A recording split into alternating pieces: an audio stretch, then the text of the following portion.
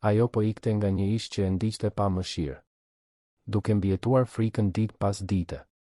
Pa e imagjinuar se po përfshihej me dikë të rrezikshëm, me një miliarder që do shtypte çdo gjë për të. Elira u zgjua me zemrën që i rrite fort. Edhe një makt tjetër. Gjithmonë i njëjti skenar, e njëjta ndjesi mbytjeje, të njëjtat duar që e mbanin ndërsa një zë i përshpëriste se ajo kurrë nuk do të ishte e lirë. U ngrit nga krevati i apartamentit të vogël me qira në Shkodër, një qytet që e kishte zgjedhur pikërisht sepse nuk kishte asnjë lidhje me të kaluarën e saj. Ishte i ftohtë, mjaftueshëm i madh për të humbur mes turmave, por jo aq kaotik sa Tirana, ku gjithçka kishte filluar të shkërmoqej. Shikoi nga dritarja. Rruga Kol Idromeno ishte tashmë plot lëvizje, edhe pse ishte vetëm ora 6 e mëngjesit. Këmbësor të nxituar, autobusi turistik që bënte xhiron e tij të parë të ditës, aroma e kafes që vinte nga fura e bukës në katin e parë. Gjithçka kaq normale. Kaq larg ferrit që kishte lënë pas. Por Elira e dinte se normaliteti ishte një iluzion. Kishin kaluar 8 muaj që nga arratisja. 8 muaj që kur Besa Koci kishte pushuar se ekzistuari zyrtarisht. Tani ajo ishte Elira Dejda, recepcioniste në një kompani teknologjike, banore e lagjes Paruc, pa të kaluar, pa familje, pa miq. Pa jetë, në të vërtetë. Vetëm mbijetesë. Bëri një dush të shpejt, veshi kostumin diskret që përdorte çdo ditë, i mblodhi flokët gështenjë në një topuz të thjeshtë. Asnjë grim të theksuar. Asgjë që të tërhiqte vëmendjen. Pasqyra reflektonte një grua 28 vjeçare që dukej sikur mbante 40 mbi supe. Syt, dikur të gjallë, tani ishin xhama të zbehë. Goja rrallë përkulej në një buzëqeshje të sinqertë. Ajo mori çantën, kontrolloi për herë të tretë nëse dokumentacioni i falsifikuar ishte në vendin e duhur dhe doli. Çdo hap ishte i llogaritur. Çdo shikim përreth, një verifikim sigurie. Të zbrisje me ashensor nënkuptonte të vëzhgoje se kush hynte. Të kaloje rrugën kërkonte të kontrolloje të gjitha makinat e parkuara. Të hyje në autobus kërkonte të uleshe gjithmonë pranë shoferit, me shpinë nga dritarja, me pamje të plot të pasagjerëve. Udhëtimi deri në bulevardin Skënderbeu zgjaste 20 minuta. 20 minuta tensioni të vazhdueshëm. 20 minuta duke kujtuar se si kishte arritur deri aty. Gjithçka kishte filluar 2 vjet më parë, kur ajo ishte ende Besa dhe punonte si analiste financiare në një fintech premtues në Tiranë. Kompania po rritej jashtëzakonisht shpejt. Investime milionëshe, partneritete ndërkombëtare, premtime për të revolucionarizuar tregun shqiptar. Besa ishte e zonja në atë që bënte. E detajuar, e organizuar, mendjemprehtë. Ishte pikërisht kjo mendjemprehtësi që e dënoi. Një pasdite të premte, duke rishikuar raportet tremujore, ajo vuri re mos përputhje. Shifra që nuk përputheshin. Transferta në llogari fantazmë. Operacione që shkelnin të gjitha rregulloret e Bankës së Shqipërisë. Ajo ja paraqiti zbulimet e prorit të saj të drejt për drejt, duke menduar se po bënte punën e saj. Nuk e imagjinonte se ai ishte pjesë e skemës. 48 orë më vonë, jeta e saj u kthye në një makt. Fillimisht, kërcënime të fshehta. Më pas, të hapura. Kur kuptuan se nuk mund ta heshnin me frikësime, u përpoqën ta shkatëronin profesionalisht. Akuza të rreme për sjellje të pahishme, dokumente të falsifikuara, madje edhe një denoncim anonim në policinë e shtetit që e implikonte atë në skem. Besa kërkoi avokat, u përpoq të denonconte, kërkoi media. Por ndikimi i atyre njerëzve ishte i madh. Shumë i madh.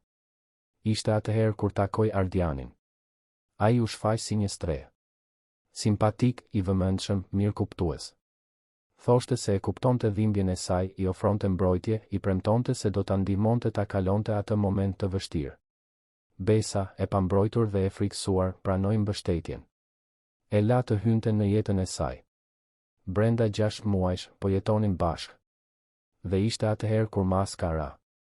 Ardiani nuk ishte mbrojtje. Ishte posedim. Kontrollonte oraret e saj, rrobat e saj, miqësitë e saj.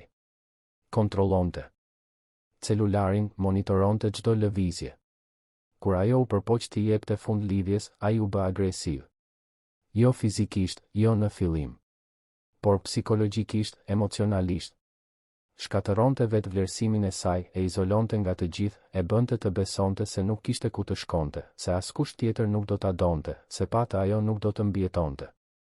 Dhe atëherë Besa zbuloi diçka që do të ndryshonte gjithçka përsëri. Duke kërkuar në laptopin e tij, gjeti emaile, biseda me njerëz nga Fintechu. Ardiani nuk ishte një rastësi në jetën e saj. Ishte dërguar.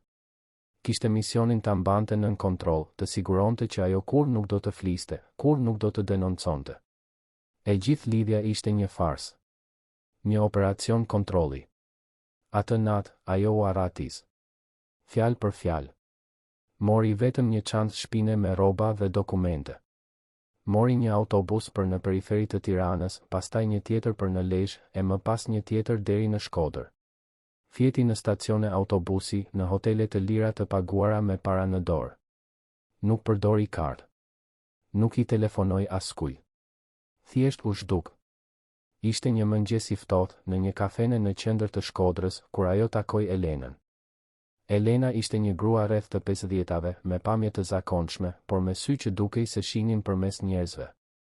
U ul në tavolinën pranë Besës dhe, pas disa minutash, nisi një bisedë. Foli për motin, për qytetin, për sa mirë ishte të fillojë nga e para në një vend të ri. Besa, dyshuese, qëndroi në mbrojtje. Por Elena nuk u dorëzua. Në fund të bisedës, la një kartë vizitë mbi tavolinë. Asnjë emër. Vetëm një numër telefoni dhe 3 fjalë, ti nuk je vetëm.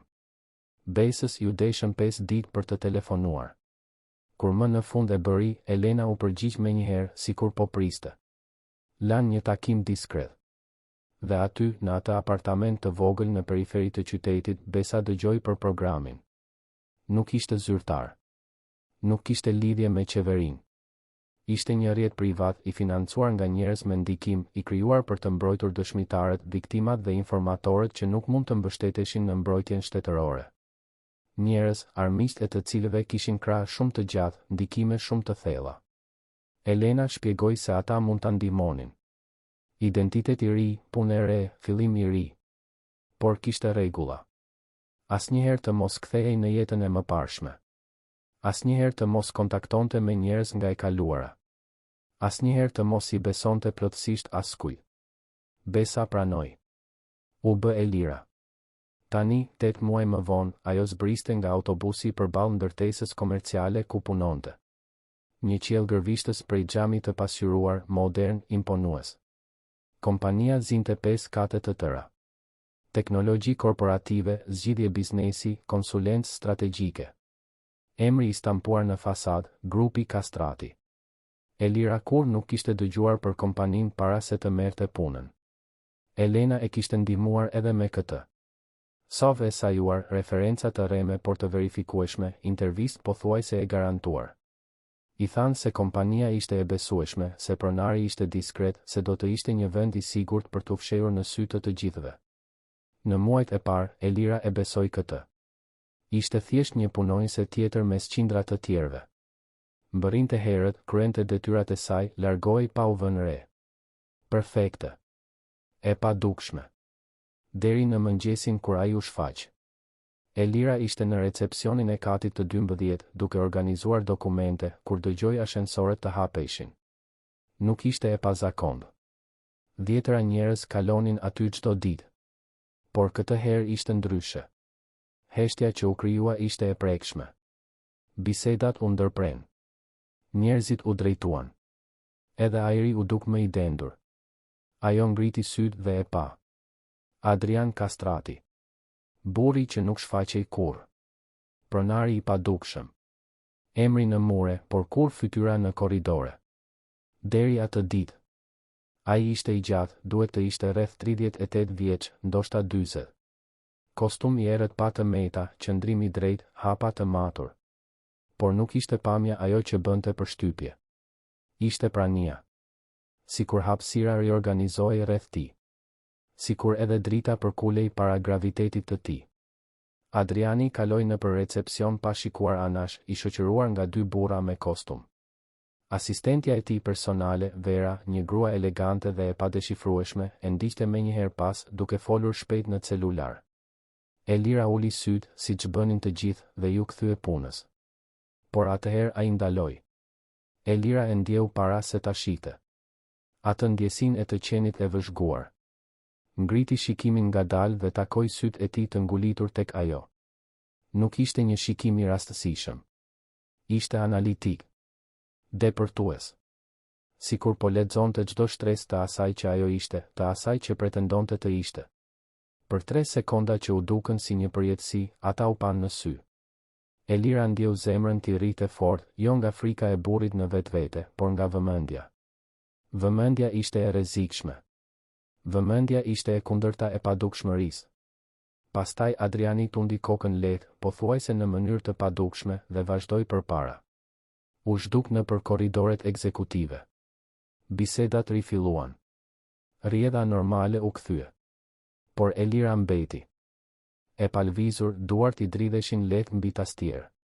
Çfarë ishte ajo? Në ditët në vijim, ajo u përpoq ta harronte episodin. Duhet të kishte qenë një rastësi. Një shikim i humbur. Asgjë më shumë. Por Adrian Kastrati filloi të shfaqej më shpesh. Jo çdo ditë, por 1 ose 2 herë në javë. Dhe gjithmonë, ai e shikonte atë. Jo në mënyrë invazive. Jo në mënyrë të parespektueshme. Por në një mënyrë që e bënte të ndjej sikur ai shite diçka që askush tjetër nuk e shite. Në heshtjet e saj. Në përgjigjet e shkurtra. Në mënyrën se si shmangte bisedat, si e largonte shikimin, si të kurrej në shenjën më të vogël të vëmendjes. Një pasdite, rreth 3 javë pas takimit të parë, Adriani kaloi pranë recepcionit duke mbajtur një dosje. Vera ishte në telefon, e hutuar. Ai ju afrua banakut ku punonte Elira. Je e re këtu, apo jo? Zëri ishte i thellë, i kontrolluar, pa nxitim. Elira gëlltiti pështymën. Po, zotëri. 8 muaj. Po të pëlqen? Po, zotëri. Ai e vëzhgoi edhe për një çast, sikur të mund t'i lexonte çdo mendim. Pastaj tundi kokën. Shkëlqyeshëm. Për çdo problem, dera ime është e hapur. Dhe u largua. Elira mori frym thellë. Ishte thjesht mirësjellje. Mirësjellje e një shefi që rrallë fliste me punonjësit e zakonshëm. Asgjë më shumë. Por diçka në mënyrën se si e kishte thënë, në intonacion, në peshën e fjalëve, e bëri të kuptonte se nuk ishte një frazë boshe. Javët u kthyen në muaj. Elira vazhdoi rutinën e saj. Punë, shtëpi. Pa ndryshime. Pa rreziqe.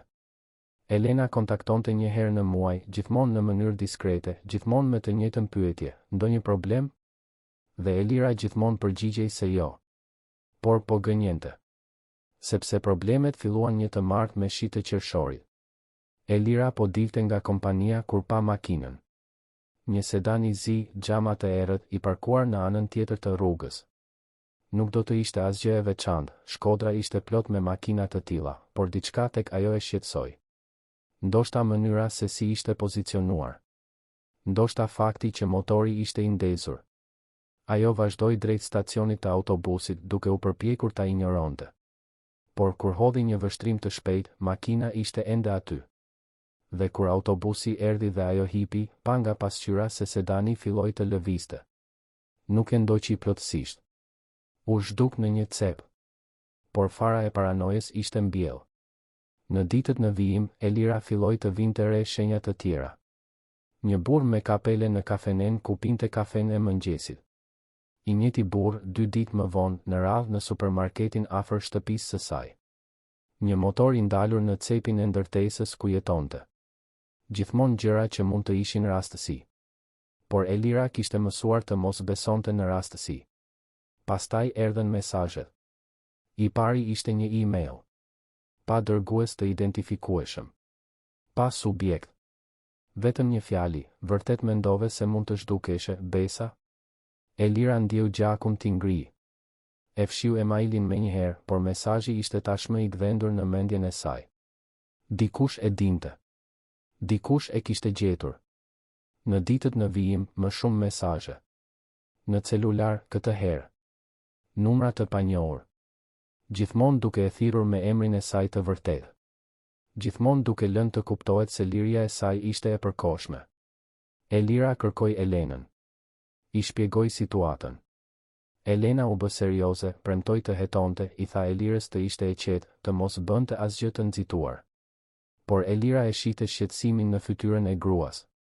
Dhe pastaj erdhi fotografia. Një imazh i dërguar me mesazh. Elira duke dal nga puna. E bër javën e kaluar. Këndi tregonte qartë se kushto që e kishte fotografuar ishte afër. Shumë afër. Atë natë, Elira nuk mundi të flinte. Çdo zhurmë në korridorin e ndërtesës e bënte të kërcente. Çdo makinë që kalonte në rrugë e bënte të dridhej. Po e gjuanin përsëri. Dhe këtë herë nuk dinte ku të arratisej. Ishte mëngjesin tjetër, ndërsa përpiqej të ruante gjaktotësinë në punë, që gjithçka ndryshoi. Elira ishte në kuzhinën e zyrës duke përgatitur një kafe kur dëgjoi hapa pas saj. U kthye dhe u përball me Adrian Kastratin. Ai ishte vetëm, pa shoqërinë e tij të zakonshme, pa verën afër. Më fal, nuk doja të trembja, tha ai, zëri edhe më i thellë nga afër, pa filtrin e distancës.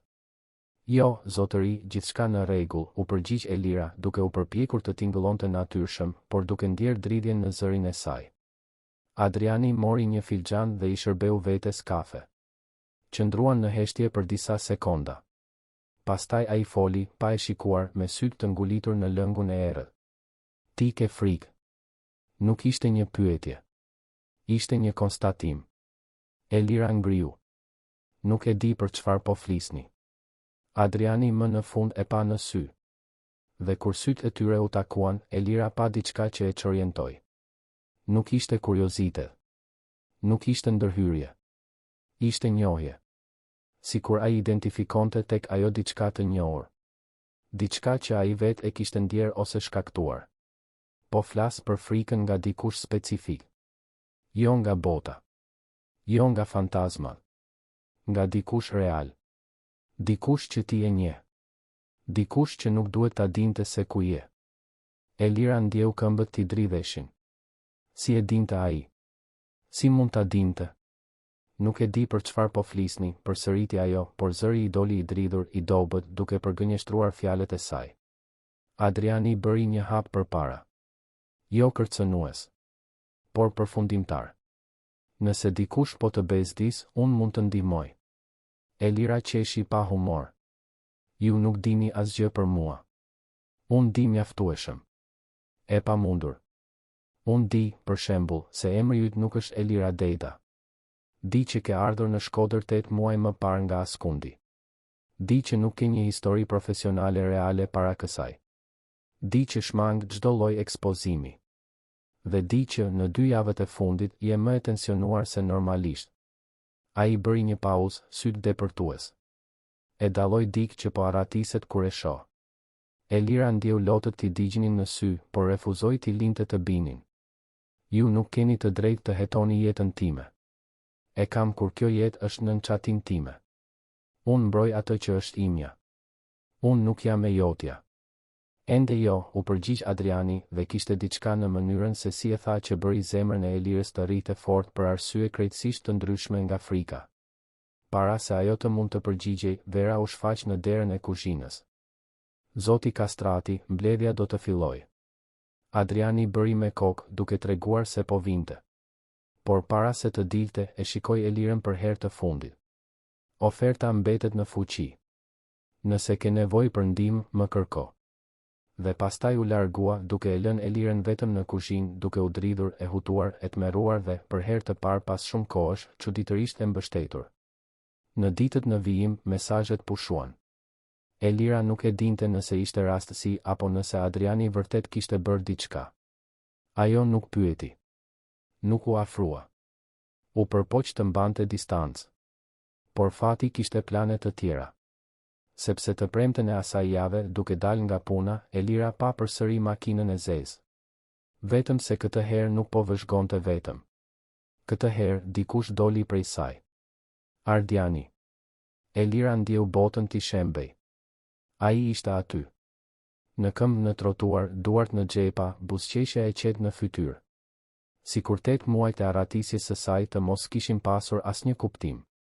"Përshëndetje, Besa", tha ai, zëri i tij i zvarritur, i rastësishëm, sikur të ishin miq të vjetër që takoheshin përsëri. "Më mungove." Elira bëri një hap prapa. "Si më gjete? Vërtet mendove se do të arrije të fshieshe?" Ardiani ngriti supet. "Unë kam burime. Shumë burime. Dhe durim." "Çfarë do?" "Ty të kthehesh. Aty ku e ke vendin." "Unë kur nuk do të kthehem." "Do ta shohim", u përgjigj ai dhe filloi të ecte drejt saj. Elira u kthye për të vrapuar, por ai ishte më i shpejt. E kapi për krahu. "Jo me dhunë, por me vendosmëri. Me posedim. Më bëre të humbas shumë kohë, Besa. Shumë para. Ti më detyrohesh. Më lësho. Ose çfarë? Do të bërtasësh? Do të therrasësh policin? Me cilin identitet? Të vërtetin apo të rremën?" Elira u përpoq të lirohej, por ai e shtrëngoi më fort. Lotët filluan t'i rrivnin në fytyrë. "Të lutem." Ishte atëherë kur zëri u dëgjua pas tyre. "Lëshoje." Ardiani e lëshoi Elirën menjëherë dhe u kthye. Adrian Kastrati ishte disa metra larg, duart në xhepat e kostumit, qëndrimi i relaksuar, por syt ishin prej akulli. "Kjo nuk është puna jote", tha Ardiani, duke u përpjekur të tingëllonte i sigurt, por Elira dëgjoi hezitimin e lehtë. "Ajo punon për mua." "Pra po, është puna ime." Ardiani shikoi nga Elira te Adriani, duke analizuar. "Pra ti je i riu? Shpëtimtari i ri?" Ai qeshi. "Suksese. Kjo këtu është më problematike se sa duket." Adriani nuk u përgjigj. Vetëm bëri një hap përpara. Dhe diçka në mënyrën se si lëvizi, diçka në aurën që rrezatonte, bëri Ardianin të tërhiqej. "Elira, eja këtu", tha Adriani, zëri i ulët por i prerë. Elira shikoi Ardianin, pastaj Adrianin. Dhe pastaj, në një vendim që do të ndryshonte gjithçka, eci drejt Adrianit. Ardiani shtrëngoi grushtet. "Kjo nuk do të përfundoj mirë për ty", tha ai, por nuk ishte e qartë nëse i fliste Adrianit apo Elirës. Adriani ju afrua Elirës. Dhe pastaj, përballë Ardianit, përballë kujtdo që po vëzhgonte, ai bëri diçka që i kapi të gjithë në befasi. E tërhoqi Elirën drejt vetes dhe e puthi. Nuk ishte një puthje pasioni. Ishte një puthje deklarate. Pronësie. Paralajmërimi. Duart e tij i mbanin fytyrën e saj me vendosmëri, por pa e lënduar. Buzët e tij ishin dominuese, por jo agresive. Ishte një mesazh i qartë, ajo ishte në mbrojtjen e tij tani. Kur u larguan, Elira ishte në shok. Adriani e mbajti afër, një krah rreth saj dhe pa Ardianin në sy. "Tani e di se ku jemi. Nëse shfaqesh përsëri, nuk do të jetë një bisedë", tha Adriani, zëri i ulët, por i ngarkuar me një kërcënim që nuk kishte nevojë të shtjellohej për t'u kuptuar. Ardiani ishte i zbeth. E kishte njohur Adrianin. Dhe në atë çast, kuptoi se e kishte nënvlerësuar plotësisht situatën. Bëri edhe një hap prapa, shikoi Elirën për herë të fundit me zemërim dhe zhgënjim, dhe pastaj u kthye në makinë. Elira pa sedanin e zi të largohej nëpër rrugë. Vetëm kur ai u zhduk nga pamja, ajo kuptoi se po dridhej dhunshëm. Adriani e udhëhoqi deri te makina e tij, një SUV i zi parkuar në vendin ekzekutiv. Hyri me të në sediljen e pasme dhe mbylli derën. Shoferi përpara nuk tha asgjë, vetëm priti udhëzime. "Je mirë?" pyeti Adriani. Elira nuk mundi të përgjigjej. Lotët më në fund e mposhtën. Ajo u shkri. I gjithë stresi i muajve të fundit, e gjithë frika, e gjithë vetmia, dolën në sipërfaqe menjëherë. Adriani nuk tha asgjë. Vetëm e tërhoqi në gjoksin e tij dhe e la të qante. Dhe për herë të parë që kur kishte filluar të arratisej, Elira u ndje e sigurt. Apartamenti i Adrian Kastratit ndodhej në katin e fundit të një ndërtese banimi në zonën më të pasur të Shkodrës, në zonën e Shirokës. Elira kur nuk do ta imagjinonte se do të ishte aty, ulur në një divan lëkure italiane, e mbështjell me një robdishan të butë që mbante erë livando, ndërsa vëzhgonte qytetin e ndriçuar përmes dritareve nga dy shemeja në tavan. Pasi ajo kishte pushuar së qari në makinë, Adriani nuk e kishte çuar përsëri në apartamentin e saj.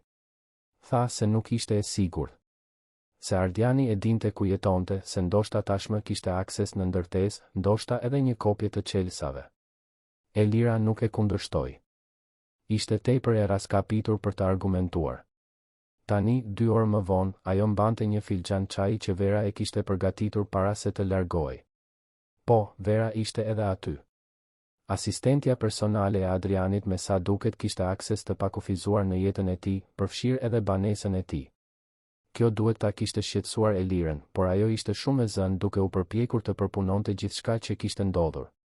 Adriani ishte në telefon në zyrën ngjitur me dhomën e ndenjes. Elira mund të dëgjonte fragmente të bisedës. Ai fliste me ton të ulët, por kishte një vendosmëri që tregonte se nuk po kërkonte favore, po jepte urdhra. Përmendi emra që ajo nuk i njihte, bëri referenca për situata që nuk i kuptonte. Por një gjë u bë e qartë, ai po mobilizonte burime. Shumë burime. Kur më në fund e mbylli telefonin dhe u kthye në dhomën e ndenjes, Adriani duke i pandryshuar. Asnjë shenjë lodhjeje, asnjë tension i dukshëm. Vetëm ajo prani e kontrolluar dhe absolute që e përcaktonte. Ai i shërbeu vetes një whisky dhe u ul në koltukun përballë Elirës, duke mbajtur një distancë respektuese. Duhet të flasim. Elira tundi kokën. E dinte se ky moment do të vinte. Nuk kishte si ta shmangte. Më duhet të di gjithçka. Emrin tënd të vërtet, nga ke ardhur, kush po të përndjek dhe pse. Adriani bëri një pauzë. Nuk mund të mbroj nëse nuk e di se kundër kujt po të mbroj. Elira mori frym thellë. Po sikur të mos e dua mbrojtjen tënde? Atëherë nuk do të ishe këtu. E drejt. Elira piu një glënjë çaj. Emri im është Besa Koci. Kam lindur në Durrës. Punonja në një fintech në Tiranë. Zbulova një skem pastrimi parash. U përpoqa të denoncoja. Për pak u shkatërova për këtë. Adriani nuk e ndërpreu. Vetëm vëzhgonte duke thithur çdo fjalë. Ata u përpoqën të më fajsonin. Fabrikuan prova. Shkatëruan reputacionin tim. Do të arrestohesha për krime që nuk i kisha kryer. Ishte atëherë kur u shfaq Ardiani. Ajo ndaloi, dhimbja ende e dukshme. Mendova se ai ishte ndryshe. Se vërtet interesohej për mua. Por ishte pjesë e planit të tyre. Ai u vendos në jetën time për të më kontrolluar. Dhe ti u arratise, plotësoi Adriani. U arratisa. Erdha në Shkodër. Mora ndihmë nga njerëz që më dhanë një identitet të ri. Një shans të ri. Ajo e shikoi drejt për drejt. Unë nuk jam kriminele. Nuk jam e rrezikshme. Vetëm dua të jetoj në paqe. Adriani piu një glënjë whisky i menduar. Kjo skem në fintech. Kush ishte i përfshirë? Nuk mund të them emra. Elira. Seriozisht, nuk mundem. Nëse filloj të flas, do të vë në rrezik më shumë njerëz. Tashmë kam shkaktuar probleme të mjaftueshme. Adriani u përkul përpara. Ti nuk ke shkaktuar asnjë problem. Ti bëre atë që ishte e drejtë. Ishin ata që shkaktuan problemet. Elira ndjeu sytë ti mbusheshin me lot përsëri. Askush nuk ja kishte thënë kur këtë. Të gjithë gjithmonë e fajsonin që ishte përzier, që nuk kishte heshtur, që nuk kishte vazhduar thjesht përpara.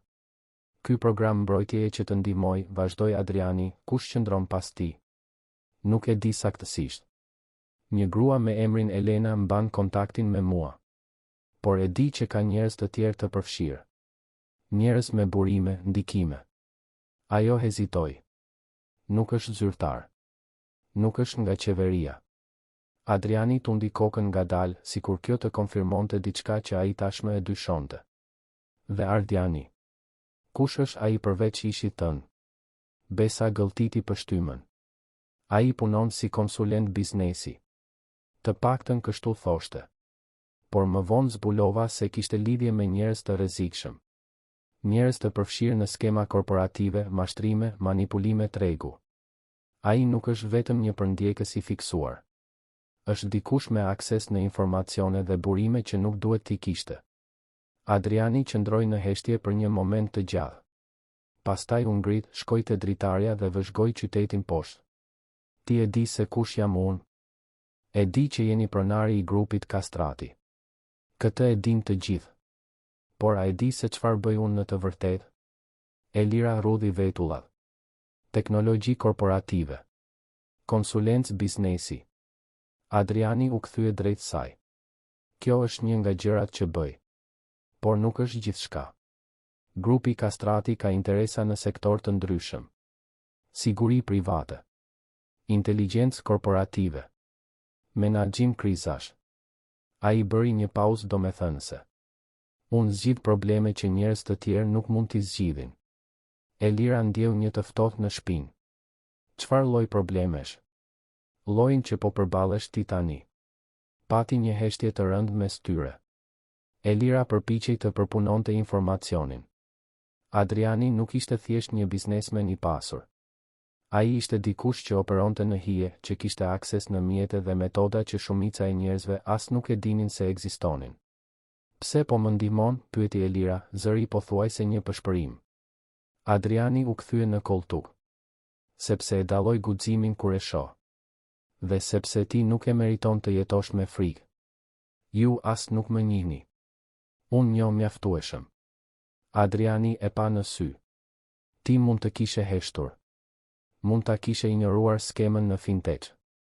Mund të kishe pranuar rishfetet që me siguri të ofruan. Por nuk e bëre. Preferove të rrezikoje gjithçka për të bërë atë që ishte e drejtë. Ai u përkul përpara. Kjo thot shumë për atë që je ti. Elira ndjeu diçka të lëvizte brenda saj. Diçka që ishte në gjumë prej shumë kohësh. Shpresë, ndoshta. Ose mundësia për të ndaluar më në fund së aratisuri. Por realiteti e goditi fort. Po puthja. Pse më puthe para ti? Adriani nuk hezitoi. Sepse ishte mënyra më efektive për ta bërë të qartë se je nën mbrojtjen time. Adriani duhej të kuptonte se nuk po merret më vetëm me ty, po merret me mua. Por ti nuk mund të vendosësh thjesht kështu për mua. Ke të drejtë. Më fal. Ishte e nxituar. Por funksionoi. Elira nuk mund ta kundërshtonte. Adriani vërtet ishte dukur i tronditur. Për herë të parë, ajo kishte parë frikë në sytë e tij. Frikë nga Adriani. Kush je ti në të vërtetë? Pyeti Elira, zëri i ngarkuar me një përzierje magjepsie dhe frike. Adriani piu gllënjkën e fundit të uiskit. Dikush nga i cili nuk ke nevojë të kesh frikë. Por dikush që armiqt e tu duhet ta kenë. Në ditët në vijim, Elira qëndroi në apartamentin e Adrianit. Nuk ishte burg. Ai e bëri të qartë se ajo mund të largohej kur të donte. Por gjithashtu e bëri të qartë se nuk ishte e sigurt. Se Adriani po monitorohej, por se ai kishte aleat, burime të veta. Se ishte më mirë të priste derisa situata të ishte nën kontroll. Elira ra dakord. Pjesërisht sepse kishte kuptim. Pjesërisht sepse, për herë të parë pas shumë kohësh, nuk ndihej vetëm. Vera shfaqej çdo ditë. Sillte rroba të reja për Elirën, ushqim, çdo gjë që ajo kishte nevojë. Asistentja ishte e sjellshme, por e largët. Profesionale deri në ekstrem. Elira u përpoq të niste bisedë disa herë, por Vera gjithmonë e shmangte, duke mbajtur një barrierë të padukshme mes tyre. Adriani punonte shumicën e kohës në zyrën e tij, por gjithmonë hante drekë dhe darkë me Elirën. Bisedat filluan të bëheshin më të gjata, më të thella. Ai tregonte për jetën e tij, për mënyrën se si e kishte ndërtuar perandorinë e biznesit, për sfidat e operimit në një botë ku etika dhe biznesi jo gjithmonë ecnin bashkë. Ai ishte nga Gjirokastra fillimisht. Kishte ardhur në Tiranë në moshën 25 vjeç me pak më shumë se vendosmëri dhe inteligjencë. Kishte ndërtuar biznesin e tij të parë nga e para, pastaj të dytin, pastaj të tretin. Brenda 10 vjetësh, ishte një nga biznesmenët më me ndikim në vend. Por suksesi kishte ardhur me një çmim. Kam humbur njerëz gjatë rrugës, rrëfeu Adriani një mbrëmje ndërsa darkonin. Miq që nuk i kuptuan zgjedhjet e mia, familje që priste një rrugë tjetër. Lidhje që nuk i mbjetuan ambicjes sime. Elira e vëzhgonte ndërsa ai fliste. Kishte një trishtim të hollë në fjalët e tij, por edhe një pranim. Sikur ai ishte pajtuar me koston e të qenit ai që ishte. Pendohesh? Pyeti Elira. Çdo ditë. Por gjithashtu e di se nuk mund të kishte qenë ndryshe. Unë jam ky që jam për shkak të zgjedhjeve që kam bërë. Kjo nuk do të thotë se zgjedhjet ishin të drejta. Jo. Por ishin të mia. Elira identifikoi me këtë më shumë se sa do të donte ta pranonte. Edhe ajo kishte bërë zgjedhje. Edhe ajo kishte paguar çmime. Edhe ajo mbante pendime. Natën, e shtrirë në krevatin e miqve në apartament, Elira e gjente veten duke menduar për Adrianin. Nuk mund ta përcaktonte. Ai ishte i sjellshëm, por frikësues. Bujar, por kontrollues. Mbrojtës, por me një anë të errët që ajo sapo kishte filluar ta dallonte. Dhe ende ishte puthja. Ajo e kishte rijetuar atë moment 10 herë. Mënyrën se si ai e kishte tërhequr. Vendosmërinë e buzëve të tij. Ndjesinë e të qenit e pretenduar, e poseduar, por në një mënyrë që nuk dukej si shkelje. Dukej si siguri. Kjo e frikësonte. Sepse ajo ishte betuar se kur më nuk do të vijej në një pozitë të pambrojtur me një burr. Ishte betuar se kur më nuk do të besonte, kur më nuk do të varej. Dhe ja ku ishte, në shtëpinë e një burri që mezi e njihte, duke ndjerë gjëra që nuk duhej t'i ndjente. Ishte në javën e dytë në apartament kur Elira mori një telefonat nga Elena. Adriani e lejoi të përgjigjej, por i kërkoi ta vinte në altoparlan. Besa, ku je? Zëri i Elenës tingëllonte i shqetësuar. Në një vend të sigurt. Me kë? Me dikë që mund të më mbrojë. Pati një pauzë. Besa, duhet të kesh kujdes. Nuk mund t'i besosh çdo kujt. E di se çfarë po bëj. Elira vuri re Adrianin që e vëzhgonte intensivisht gjatë bisedës. Ky dikush, vazhdoi Elena, është dikush që e njohim? Jo. Elira hezitoi. Është pronari i kompanisë ku punoj. Heshtja në anën tjetër të linjës ishte elokuente. Besa, kjo është e rrezikshme. Nuk mund të përziesh jetën tënde të rreme me njerëz të vërtetë. Nuk mund të krijosh lidhje. Tashmë është vonë për këtë. Një tjetër pauzë. Duhet të takohemi. Kam informacione për Ardianin. Çfarë lloj informacionesh? Jo në telefon. Nesër. Ora 3 pasdite. Ajo kafeneja ku u takuam. Elira shikoi Adrianin. Ai tundi kokën në shenjë pohimi. Do të jem atje. Eja vetëm, shtoi Elena para se të mbyllte telefonin. Adriani kryqëzoi krahët. Nuk do të shkosh vetëm. Ajo e kërkoi. Nuk më intereson se çfarë kërkoi ajo. Ai ju afrua. Ardiani është në lëvizje. Kontaktet e mia konfirmuan se ai ka punësuar njerëz për të lokalizuar. Nuk mund të ekspozoshesh kështu. Unë i besoj Elenës. Unë jo. Elira pshërtiu. Duhet të shkoj. Ajo tha se ka informacione të rëndësishme. Atëherë do të shkojmë bashkë. Unë do të qëndroj në distancë. Ajo as nuk do ta di se jam atje. Elira donte të diskutonte, por pa vendosmërinë në sytë e tij. Nuk kishte negociata. Të nesërmen, ata shkuan në kafene. Adriani e mbajti fjalën, qëndroi 2 bloqe larg, me 2 roje sigurie diskrete të pozicionuara afër. Elira hyri vetëm. Elena ishte tashmë e ulur në të njëjtën tavolinë si 8 muaj më parë. Dukej më e vjetër, më e lodhur. Kur pa Elirën, nuk buzëqeshi. Ke ndryshuar, vuri re Elena. Ka ndodhur shumë gjëra. E di. Të paralajmërova të mos krijosh lidhje. Elira u ul. Çfarë zbulove për Ardianin? Elena rrëshiti një zarf përgjatë tavolinës. Këtë. Hape pasi të largohem. Por dua që ta dish, ai nuk është vetëm. Ka ndihmë nga njerëz të fuqishëm. Njerëz që gjithashtu duan të heshtin. Për shkak të Finteçut? Elena tundi kokën. Skema ishte më e madhe se sa e imagjinoje. Përfshinte politikan, biznesmen të nivelit të lartë. Tipe vetëm majën e icebergut. Dhe fakti që u zhduke i bëri nervoz. Ata mendojnë se ke prova të fshehura diku. Unë nuk kam asgjë. Ata nuk e besojnë këtë. Elena u përkul. Besa, duhet të largohesh nga Shkodra. Ndoshta të largohesh nga vendi. Unë mund të siguroj dokumentacion. Elira tundi kokën. Nuk do të arratisem përsëri. Atëherë do të përfundosh keq. Unë kam mbrojtje tani. Elena qeshi pa humor. Po flet për këtë Adrian Kastratin? Besa, a e di se kush është ai? E di. Jo, nuk e di. Elena uli zërin. Ai nuk është vetëm një biznesmen. Ai ka lidhje me njerëz që as nuk mund t'i imagjinosh. Operon në zona gri. Unë hetova. Ai është i rrezikshëm. Ai nuk është i rrezikshëm për mua. Ende jo, kundërshtoi Elena. Por burrat si ai gjithmonë janë. Ata mbrojnë derisa të posedojnë. Dhe kur posedojnë, shkatërrojnë.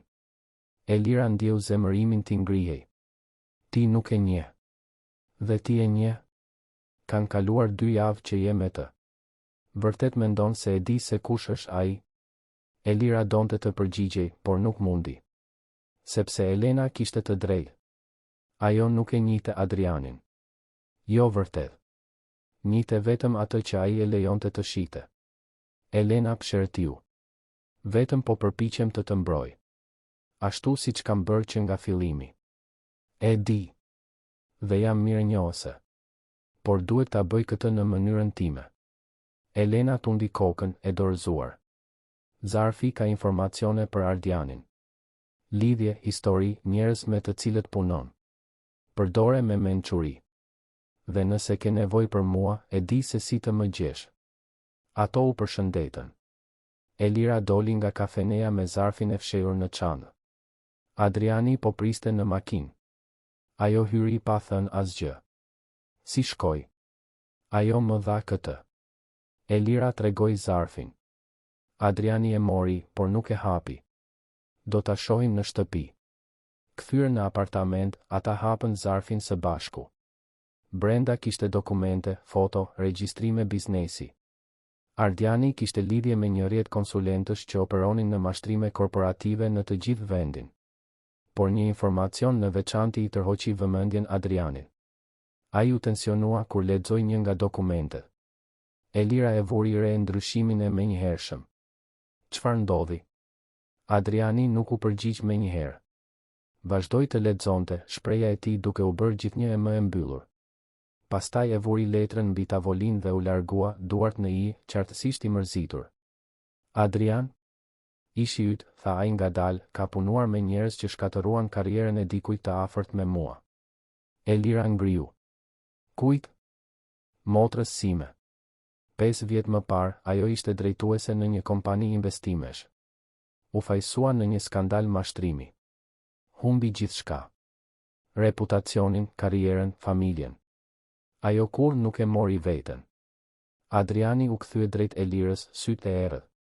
Dhe sipas kësaj, Ardiani ishte i përfshirë në skemën që e shkatërroi. Elira ndjeu botën të rrotulloi. Kjo do të thotë se të kaluarat tona janë të lidhura. Se burri që të përndjek është i njëjti që ndihmoi në shkatërimin e motrës sime. Heshtja që pasoi ishte e rëndë. Elira nuk dinte çfarë të thoshte. Si të reagonte. Kjo ndryshonte gjithçka. Nuk ishte vetëm një mbrojtje bujare. Adriani kishte arsye personale për t'u përfshirë. A e dije? Pyeti Elira, zëri i dridhur. Kur më punësove, a e dije këtë lidhje? Jo. Nuk dija asgjë për ty përveç gjërave bazë. Por tani që e di, gjithçka ka kuptim. Çfarë ka kuptim? Pse u ndjeva i detyruar të të mbroj? Adriani ju afrua. Nuk është rastësi që hyre në jetën time. Është sikur universi po më jep një shans për të korrigjuar atë që nuk munda të bëj për motrën time. Elira bëri një hap prapa. Unë nuk jam motra jote. E di. Unë nuk jam projekti yt i shpengimit. Edhe këtë e di. Atëherë çfarë jam unë për ty? Adriani e pa në sy me një intensitet që e bëri të dridhej. Ti je personi i parë pas vitesh që më bën të ndjej diçka përtej zbraztis. Elira ndjeu se i mungonte ajri. Kjo nuk mund të ndodhë. Tashmë po ndodh. Jo. Elira tundi kokën me forcë. Unë nuk mund të përfshihem. Nuk mund të besoj. Nuk mund të. Por fjalët e saj u ndërpren kur Adriani bëri një hap përpara dhe e tërhoqi në një përqafim. Nuk ishte posesiv si puthja. Ishte ngushëllues. Sikur ai e dinte saktësisht se çfarë i duhej asaj në atë moment. Elira u përpoq të rezistonte. U përpoq të largohej. Por trupi i saj tradhtoi mendjen. Ajo e lejoi veten të relaksohej. E lejoi veten të ndjente. Dhe për herë të parë pas shumë kohësh, çau jo nga frika apo dëshpërimi, por nga lehtësimi. Ata qëndruan kështu për minuta të tëra. Kur më në fund u ndan, Adriani i mbajti fytyrën me delikatesë. Unë nuk do të lëndoj, tha ai. Dhe nuk do të lejoj askënd të lëndoj. Si mund ta premtosh këtë? Sepse unë kur nuk i thyej premtimet e mia. Elira donte të besonte. Donte aq shumë të besonte. Por zëri i Elenës i bënte jehon në mendje. Ata mbrojnë derisa të posedojnë. Dhe kur posedojnë, shkatërrojnë. Më duhet kohë, tha Elira. Në rregull. Unë mund të pres. Por atë natë, e shtrirë vetëm në krevatin e miqve, Elira e dinte se koha nuk do të ndryshonte asgjë. Sepse e vërteta ishte se ajo tashmë ishte e përfshirë. Tashmë ndjente gjëra që nuk duhej t'i ndjente. Tashmë varej nga Adriani në mënyra që e friksonin. Dhe më e keqja nga të gjitha, një pjesë e saj e donte këtë. Donte sigurinë. Donte mbrojtjen. Donte t'i përkiste dikujt që ishte mjaftueshëm i fortë për të përballuar demonët e saj. Edhe nëse kjo do të thoshte të ndërroje një burg me një tjetër. Rutina në apartamentin e Adrianit filloi të merrte konturet e normalitetit, gjë që në vetvete ishte shqetësuese për Elirën. Ajo zgjohej herët, gjente kafe të freskët të përgatitur, bënte dush në banjen luksoze që dukej si e dal nga një revistë dekorimi dhe i kalonte mëngjeset duke lexuar ose duke parë qytetin nga dritarja. Adriani punonte në zyrën e tij, por gjithmonë bënte kujdes të hante drejt me të. Pasdite, ai shpesh kishte takime jashtë, por kthehej për darkë. Dhe natën bisedonin për orë të tëra për gjithçka dhe asgjë. Ishte një iluzion pa qeje. Elira e dinte këtë. Por ishte aq joshse të dorëzohej para saj. Derisa erdhi letra. Ishte Vera ajo që e solli, një mëngjes të enjte.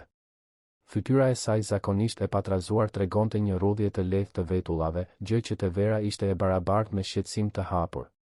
Kjo erdhi për ty, tha ajo, duke i dhënë një zarf të bardhë pa dërgues. Elira e mori zarfin me duar të dridhura. Emri i saj i Rem ishte shkruar me dorë në pjesën e përparme. Elira Deda. Por brenda, kur e hapi, gjeti një fletë të vetë me letre me një rresht të vetëm të shkruar. Besa, vërtet mendon se mund të fshihesh pas ti për gjithmonë? Nuk kishte nënshkrim. Nuk kishte nevojë.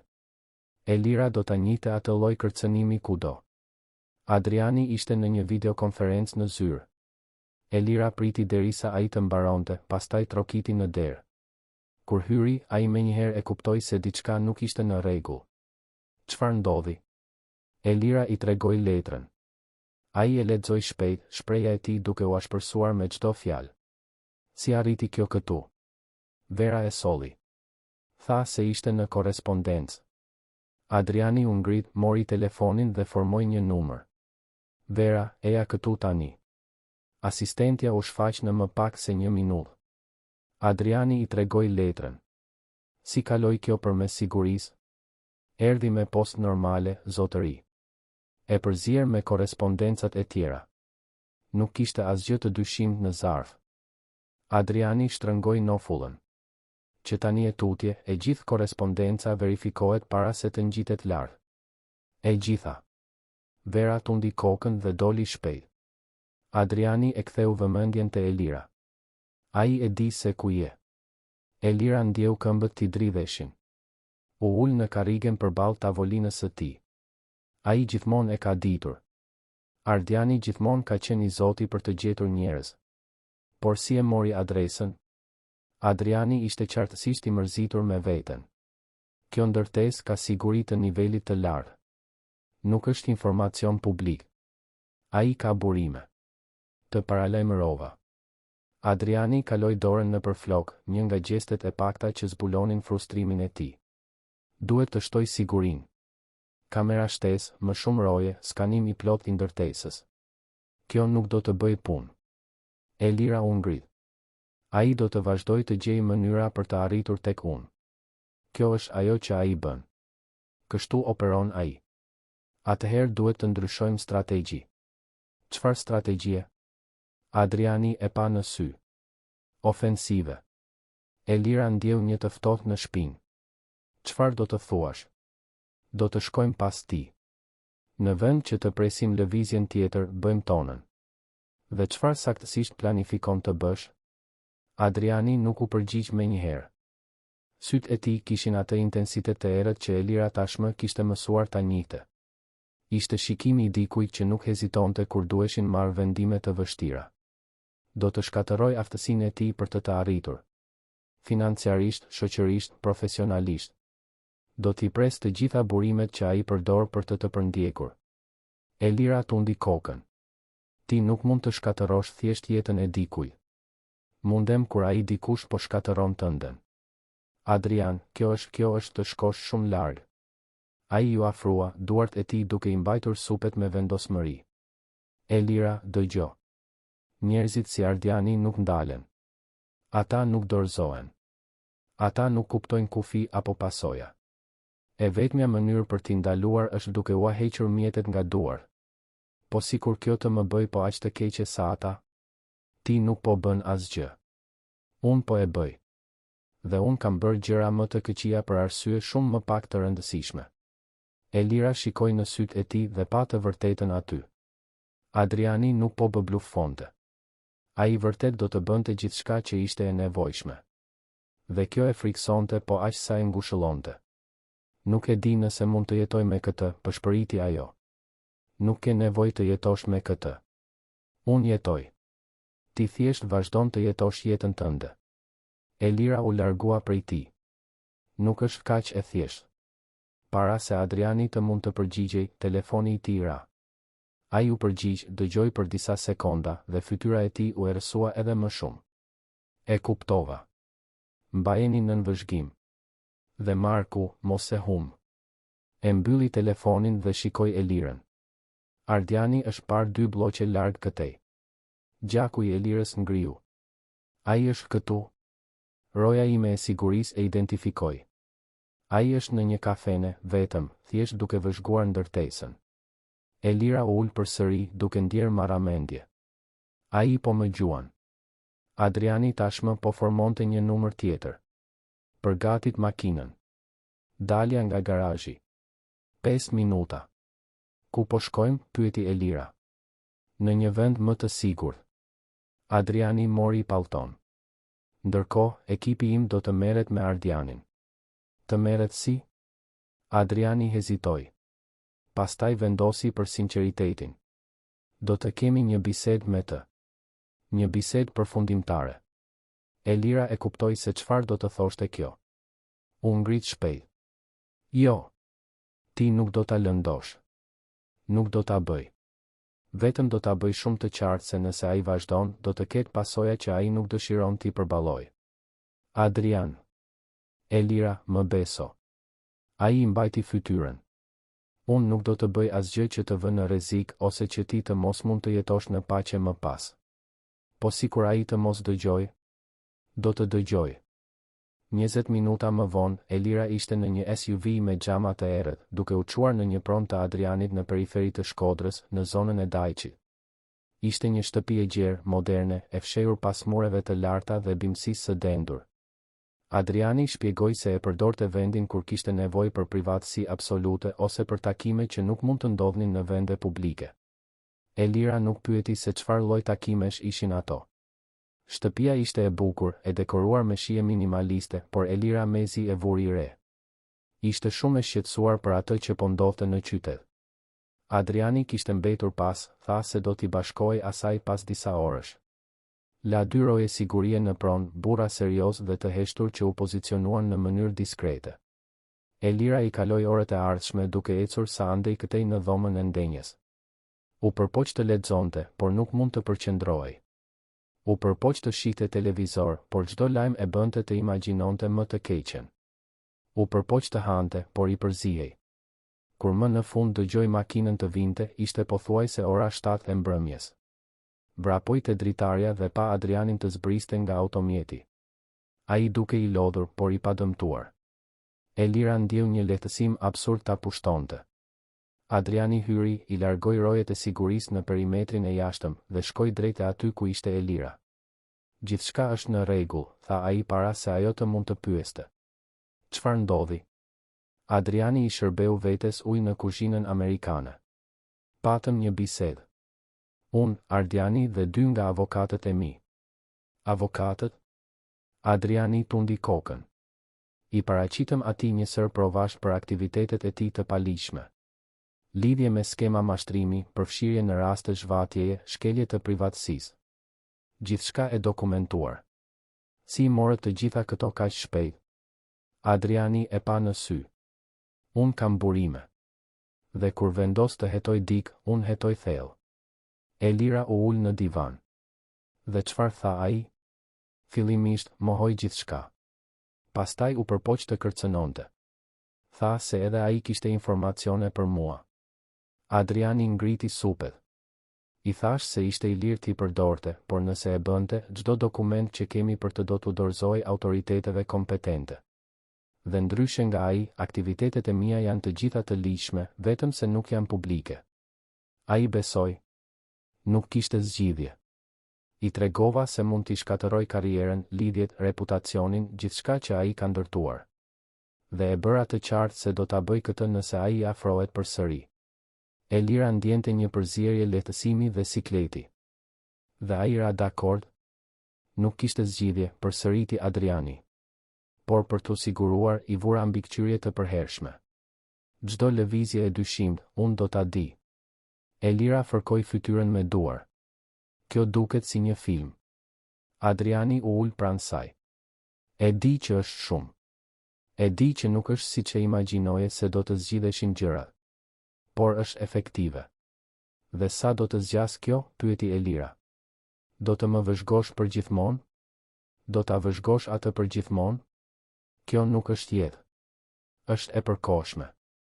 Derisa të jemi të sigurt se ai ka hequr dorë. Po sikur të mos heqë dorë? Adriani nuk u përgjigj. Dhe në atë heshtje, Elira e kuptoi. Nëse Ardiani nuk hiqte dorë, Adriani do të bënte diçka përfundimtare. Diçka që nuk mund të zhbëhej. Nuk dua që të bësh diçka për të cilën do të pendohesh për shkakun tim, tha Elira. Unë nuk do të pendohem që të mbroj. Adrian. Elira, e ndërpreu ai, duke i marrë duart, duhet të kuptosh diçka. Unë nuk e bëj këtë vetëm për ty, e bëj edhe për veten time. Sepse për herë të parë pas shumë kohësh, kam diçka që ja vlen të mbrohet. Dik që ja vlen të mbrohet. Elira ndjeu sytë ti mbusheshin me lodh. Ti mezi më nje. Unë njoh mjaftueshëm. Njoh guximin tënd. Forcën tënde. Refuzimin tënd për të hequr dorë edhe kur e gjithë bota komplotoi kundër teje. Njoh mënyrën se si përpiqesh të fshehesh cenueshmërinë tënde, por prapse prap kujdesesh për të gjithë rreth teje. Njoh frikërat e tua dhe njoh shpresat e tua. Dhe e di se, pavarësisht gjithçkaje, ti ende beson se ka mirësi në botë. Si di të gjitha këto? Sepse unë i kushtoj vëmendje. Sepse që nga dita e parë që të pash, nuk munda të ndaloja së kushtuari vëmendje. Elira nuk mundi t'i mbante më lotët. Kam frikë. Nga çfarë? Nga ti, nga unë. Nga ne. Ajo fshiu lotët. Kam kaluar vitet e fundit duke u arratisur nga një burr që thoshte se më donte, por në të vërtetë donte të më kontrollonte. Dhe tani jam këtu me ty, që gjithashtu do të më mbrosh, të më kontrollosh në një farë mënyre, dhe unë nuk e di më se cili është ndryshimi. Adriani i lëshoi duart. Do të dish ndryshimin? Dua. Ndryshimi është se unë do të lë të largohesh nëse kjo është ajo që dëshiron. Elira mbylli sytë e hapur, e befasuar. Çfarë? Tani me njëherë. Ti mund të dalësh nga ajo derë, të kthehesh në jetën tënde, dhe unë nuk do të ndaloj. Do ta mbaj Ardianin larg, do të garantoj sigurinë tënde, por nga larg. Nuk ke nevojë të më shohësh më kurrë nëse nuk dëshiron. Elira qëndroi në heshtje, duke përpunuar. Po flet seriozisht? Plotësisht. Adriani u ngrit dhe shkoi te tavolina ku ishte portofoli i tij. Mori një kartvizit dhe u kthye duke ja dhënë asaj. Ja. Kontakti im i drejt për drejt. Nëse një ditë ke nevojë për diçka, çfarëdo qoftë, më telefono. Por nëse nuk dëshiron, në rregull. Zgjedhja është e jotja. Gjithmonë ka qenë. Elira shikoi kartvizitën në duart e saj. Ishte kaq e thjeshtë. Kaq përfundimtare. Ajo mund të largohej thjesht. Të rifillonte jetën e saj si Elira Deda. Të vazhdonte të ishte e padukshme, por e lirë. Por a ishte kjo ajo që donte? Para se të mund të përgjigjej, telefoni i Adrianit ra. Ai u përgjigj, dëgjoi për disa sekonda dhe fytyra e tij humbi ngjyrën. Kur, pyeti ai, zëri i tensionuar. E kuptova. Po vi. E mbylli telefonin dhe shikoi Elirën. Ka pasur një incident. Çfarë lloj incidenti? Dikush ka hyrë në apartamentin tim në Shkodër. Rojet e sigurisë janë neutralizuar. Nuk ka pasur viktima, por po i çojnë në spital. Elira u ngrit, paniku e pushtoi. Ishte Ardiani? Nuk e dim. Kamerat u çaktivizuan para hyrjes. Por kushdo qoftë, është profesionist. Çfarë donin? Ty, tha Adriani thjesht. Kanë hyrë në dhomën e miqve ku ishe ti, kanë përmbysur gjithçka. Qartësisht po kërkonin diçka. Elira ndjeu këmbët t'i dridheshin. Ky nuk ishte Ardiani. Ai nuk ka këtë lloj burimesh. E di. Adriani tashmë po merrte çelsat e makinës. Që do të thotë se ka dikë tjetër të përfshirë. Finteku, pëshpëriti Elira. Më gjetën. Adriani ndaloi dhe e shikoi. Ata e din se je me mua? Duhet ta din tani. Nëse kanë hyrë në apartamentin tënd, nëse kanë parë se po jetoj atje. Adriani nxori telefonin përsëri. Marku, dy fisho sigurin këtu. Askush nuk hyn ose del pa autorizimin tim. Dhe dua një ekip që të bëj skanim të plot në të gjitha pronat e mia tani. Elira u ul përsëri duke u dridhur. Kjo po përkeqësohet.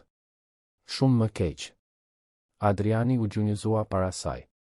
Më shiko. Elira, më shiko. Ajo ju bind, duke takuar ata sy të errët dhe intensiv. Unë nuk do të lejoj të ndodh asgjë. E kuptove? Asgjë. Ti nuk mund ta premtosh këtë. Mundem dhe e premtoj. Adriani i mbajti fytyrën. Kushdo qoftë, do ta gjejmë. Dhe do ta ndalojmë. Por me çfarë kostoje? Me çdo kosto. Elira pa vendosmërinë absolute tek ai. Dhe për herë të parë e kuptoi plotësisht se kush ishte Adrian Kastrati. Nuk ishte vetëm një biznesmen i pasur. Nuk ishte vetëm dikush me lidhje.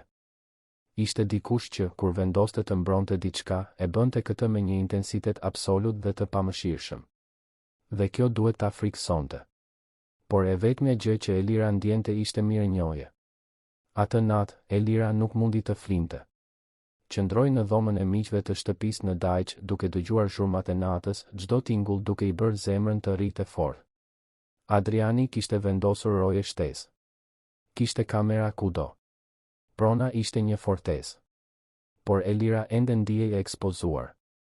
Rreth orës 3 të mëngjesit, hoqi dorë nga përpjekja për të fjetur. U ngrit, veshi robdishanin dhe doli nga dhoma. Shtëpia ishte e heshtur, por kishte drita të ndezura në katin e poshtëm. Zbriti shkallët dhe gjeti Adrianin në dhomën e ndenjes, ulur në divan, një gotë whisky në dorë, duke parë në boshllëk. As ti nuk mund të flesh, pyeti Elira. Adriani e shikoi. Rall mundem. Elira u ul në anën tjetër të divanit. Sa kohë ke që jeton kështu? Kështu si? Gjithmonë vigjilent.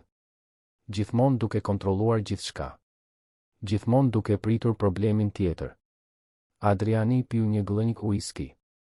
Që kur motra ime u shkatërua. Që kur kuptova se të mos kisha kontroll do të thoshte të humbisja njerëzit që dua. Elira e shikoi me një trishtim të thellë. Kjo nuk është jetë. Është jeta që kam. Nuk ka nevojë të jetë. Adriani e pa në sy. Dhe cila është alternativa? Ti le gjërat të ndodhin? Të besoj se bota do të jetë e drejtë? E provova një herë. Nuk funksionoi. Kështu që u bëre kjo. Dikush që kontrollon gjithçka dhe të gjithë rreth tij. Unë mbroj atë që është imja. Unë nuk jam e jotja, tha Elira butësisht. Adriani e vuri gotën mbi tavolinë. Ende jo. Por mund të ishe. Elira ndjeu zemrën t'i rrite më shpejt. Dhe ti mund të ishe imi gjithashtu? Unë tashmë jam. Heshtja që pasoi ishte e dendur, e ngarkuar me gjithçka që nuk po thuaj. Elira e dinte se ishte në një pikë pa kthim. Mund të ngrihej tani, të kthehej në dhomë, të mbante distancë. Ose mund të. Ajo ju afrua në divan. Adriani nuk lëvizi, vetëm e vëzhgoi. Kur Elira ishte mjaft afër, ajo i mbajti fytyrën me duar. Nëse e bëj këtë, përshpëriti Elira, nëse e lejoj veten të besoj, të ndjej atë që po ndjej, a premton të mos më tradhtosh? Të mos më kontrollosh?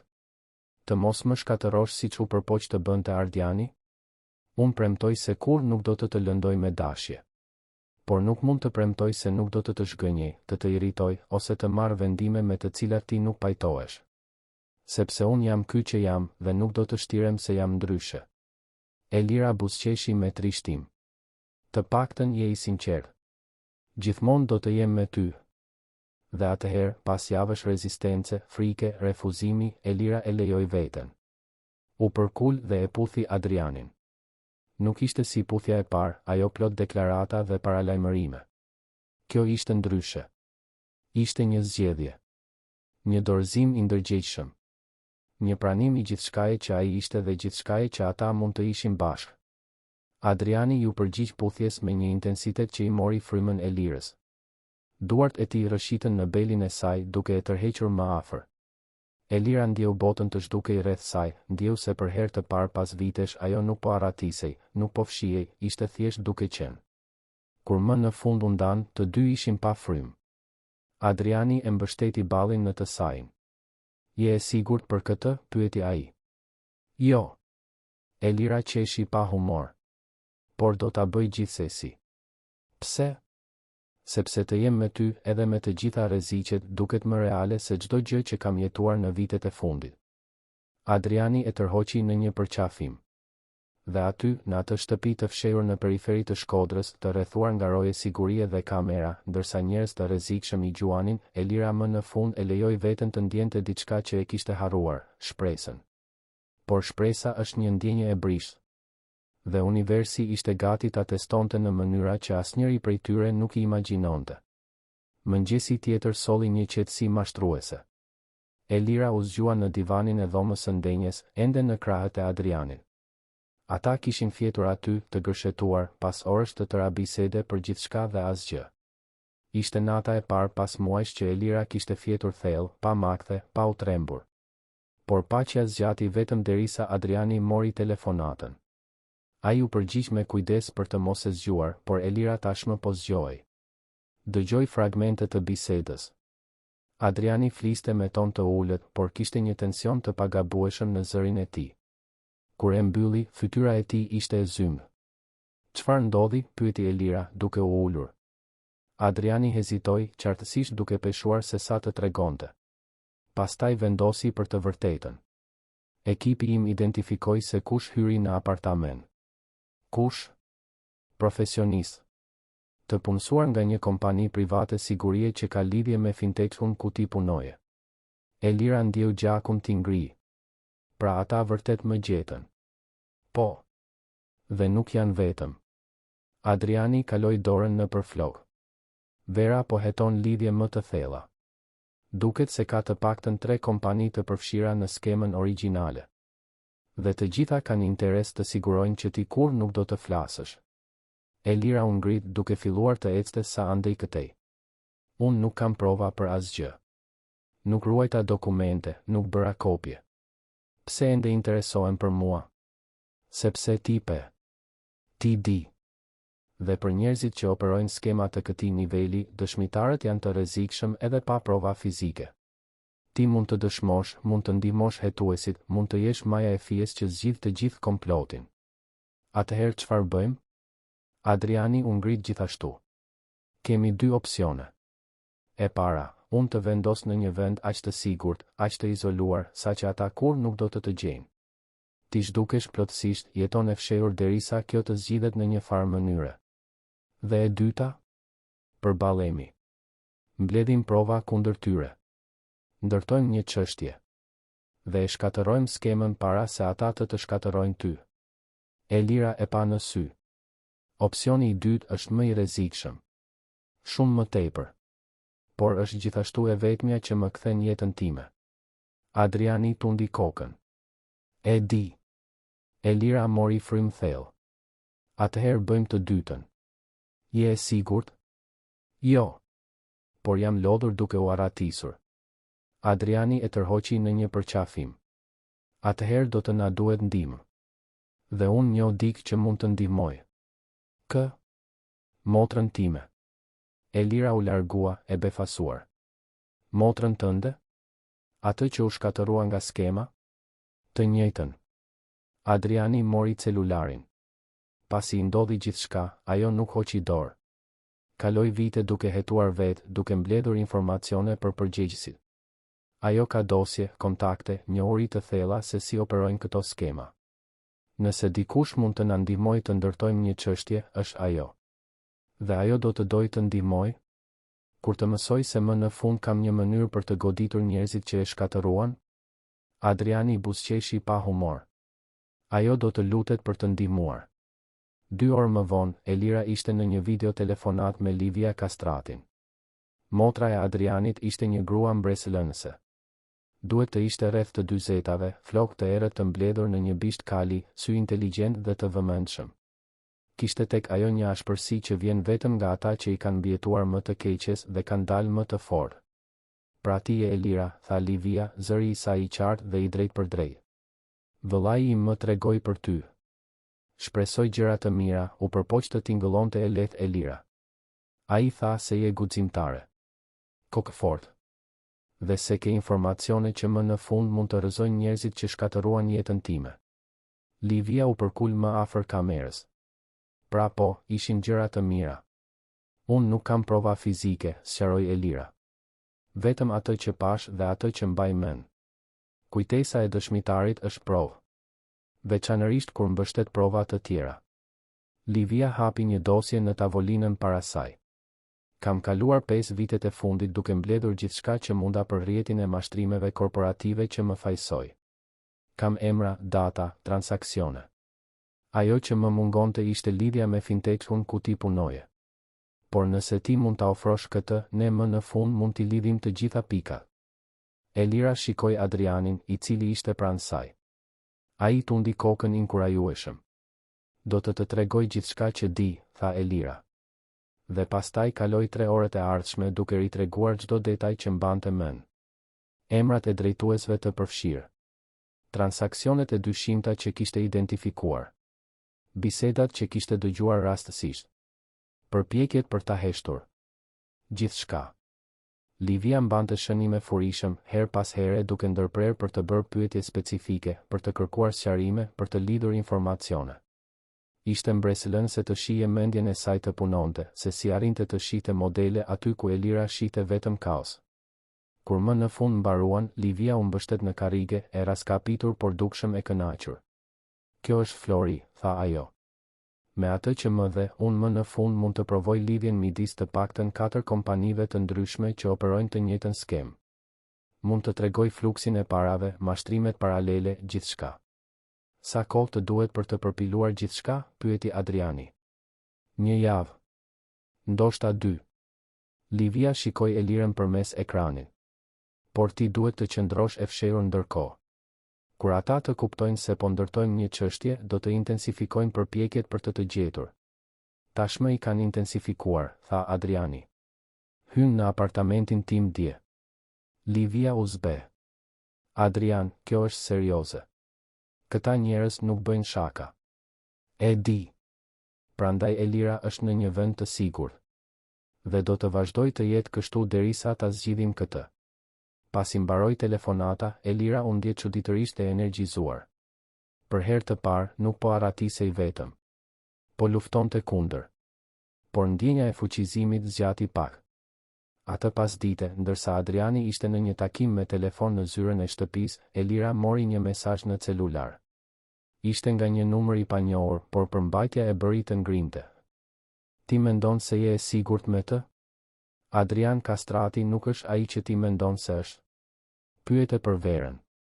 Pyete se çfarë bën ajo në të vërtetë për të. Elira mbeti duke parë mesazhin, zemra i rritë shpejt.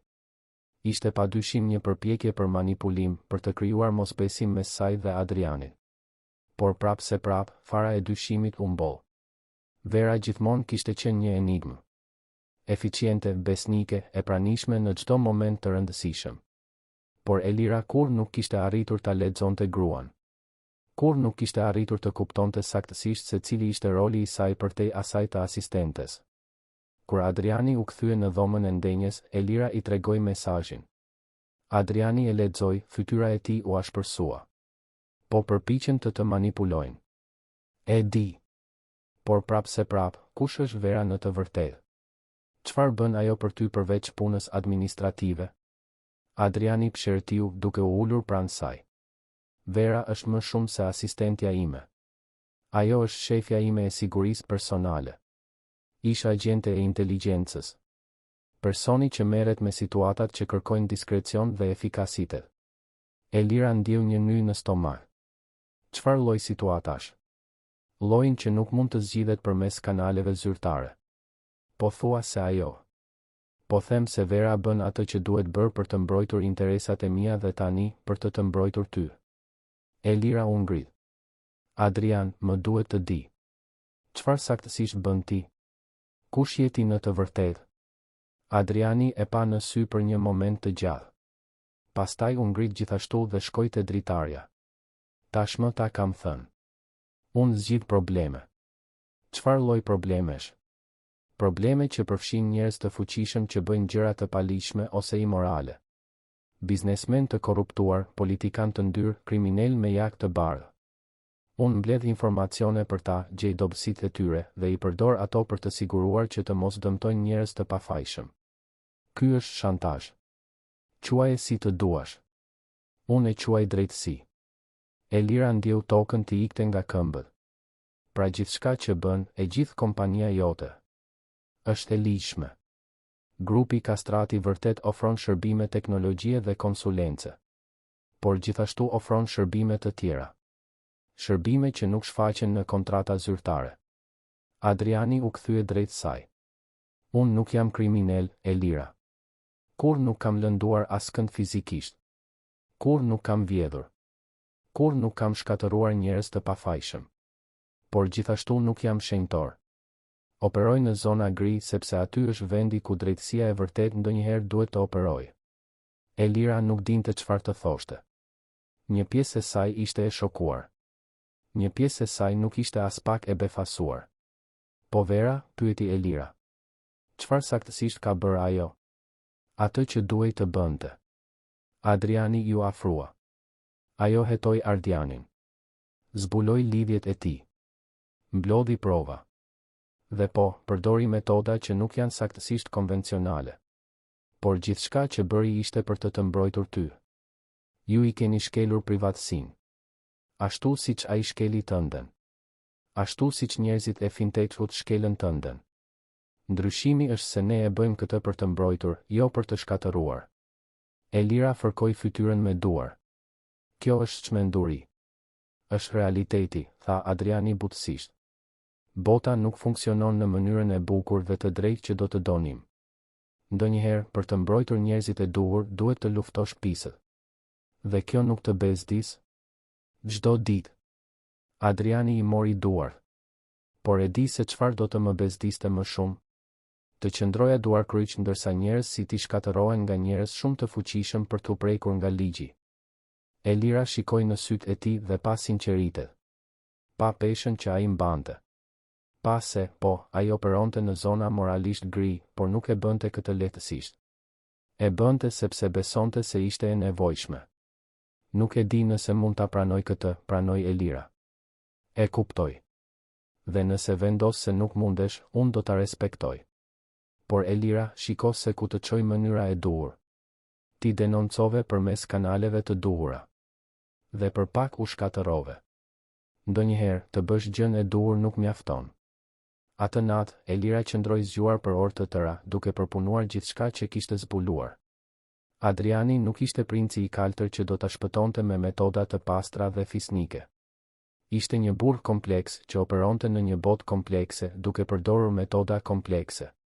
Dhe prap, ajo nuk mund ta dënonte. Sepse e vërteta është se ai kishte të drejtë. Sistemi kishte dështuar me të. Institucionet që duhej ta mbronin ishin kthyer kundër saj. Po të mos ishte për Adrianin dhe metodat e tij të diskutueshme, ajo ende do të ishte duke u arratisur, ose më keq. Të nesërmen, Elira mori një vendim. Kërkoi Verën, e cila po bënte një skanim sigurie në pronë. Mund të flas me ty, pyeti Elira. Vera ndaloi atë që po bënte. Sigurisht. Ato u ulën në kopshtin e pasëm, larg veshëve kureshtar. Adriani më tregoi se çfarë bën ti në të vërtetë, filloi Elira. Vera nuk u duk e befasuar. Dhe ti do të dish nëse mund të më besosh. Po.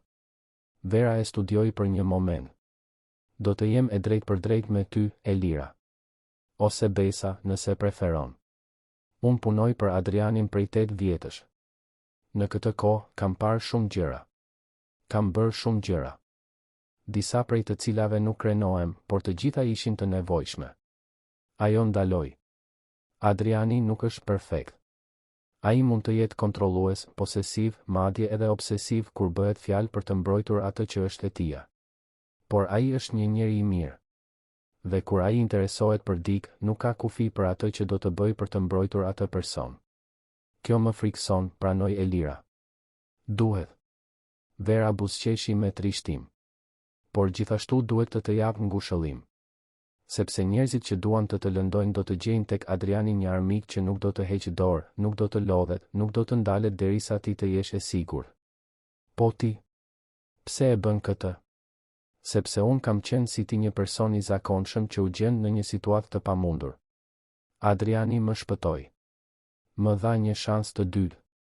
Tani unë e paguaj këtë përpara. Elira tundi kokën ngadalë. E kuptova. Por ka edhe një gjë tjetër që duhet ta dish, shtoi Vera, zëri i saj duke u bërë serioz. Thashë themet për Adrianin, për metodat e tij, nuk janë të pabaza. Ai ka armiq. Njerëz të fuqishëm që do të donin ta shihnin të binte. Të jesh me të do të thotë të jesh në rrezik të vazhdueshëm. Jo vetëm nga armiqt e tu, por edhe nga të tij. Elira ndjeu një të ftohtë në shpinë. Po përpiqesh të më friksosh? Po përpiqem të përgatis. Vera e pa në sy. Sepse nëse do të qëndrosh me të, duhet të kuptosh se ku po futesh. Nuk është vetëm një lidhje. Është një aleancë në një luftë që nuk mbaron kurrë. Elira u kthye brenda shtëpisë me shumë gjëra për të menduar. Por para se të mund të përpunonte gjithçka, Adriani e gjeti në dhomën e ndenjes, celularin në dorë, fytyra e zbehë.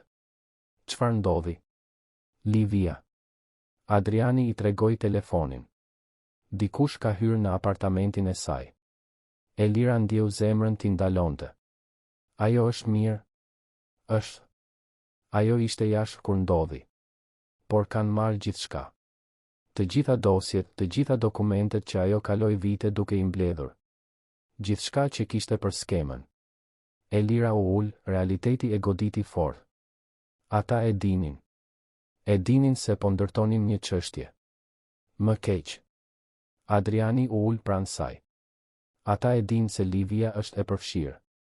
Që do të thotë se kanë lidhur pikat midis teje, mua dhe asaj. Tani të gjithë ne jemi shënjestra. Çfarë bëjmë? Ndryshojmë strategji. Përsëri. Adriani tashmë po formonte një numër. Nëse nuk mund të ndërtojmë një çështje në heshtje, do të bëjmë zhurmë. Do ta bëjmë këtë publike. Si? Shtypi. Denoncim publik. Ekspozim i plot. Nëse gjithçka del në dritë menjëherë, bëhet më e vështirë për ta të heshtin ndonjërin prej nesh. Por kjo më ekspozon plotësisht. Identiteti im i rem nuk do t'i rezistoj një shqyrtimi publik. E di. Adriani i mori duart. Prandaj duhet të jetë vendimi yt. A je e gatshme të heqësh dorë nga identiteti yt i ri, të kthehesh të jesh besa publikisht dhe të përballesh me gjithçka që kjo do të thotë?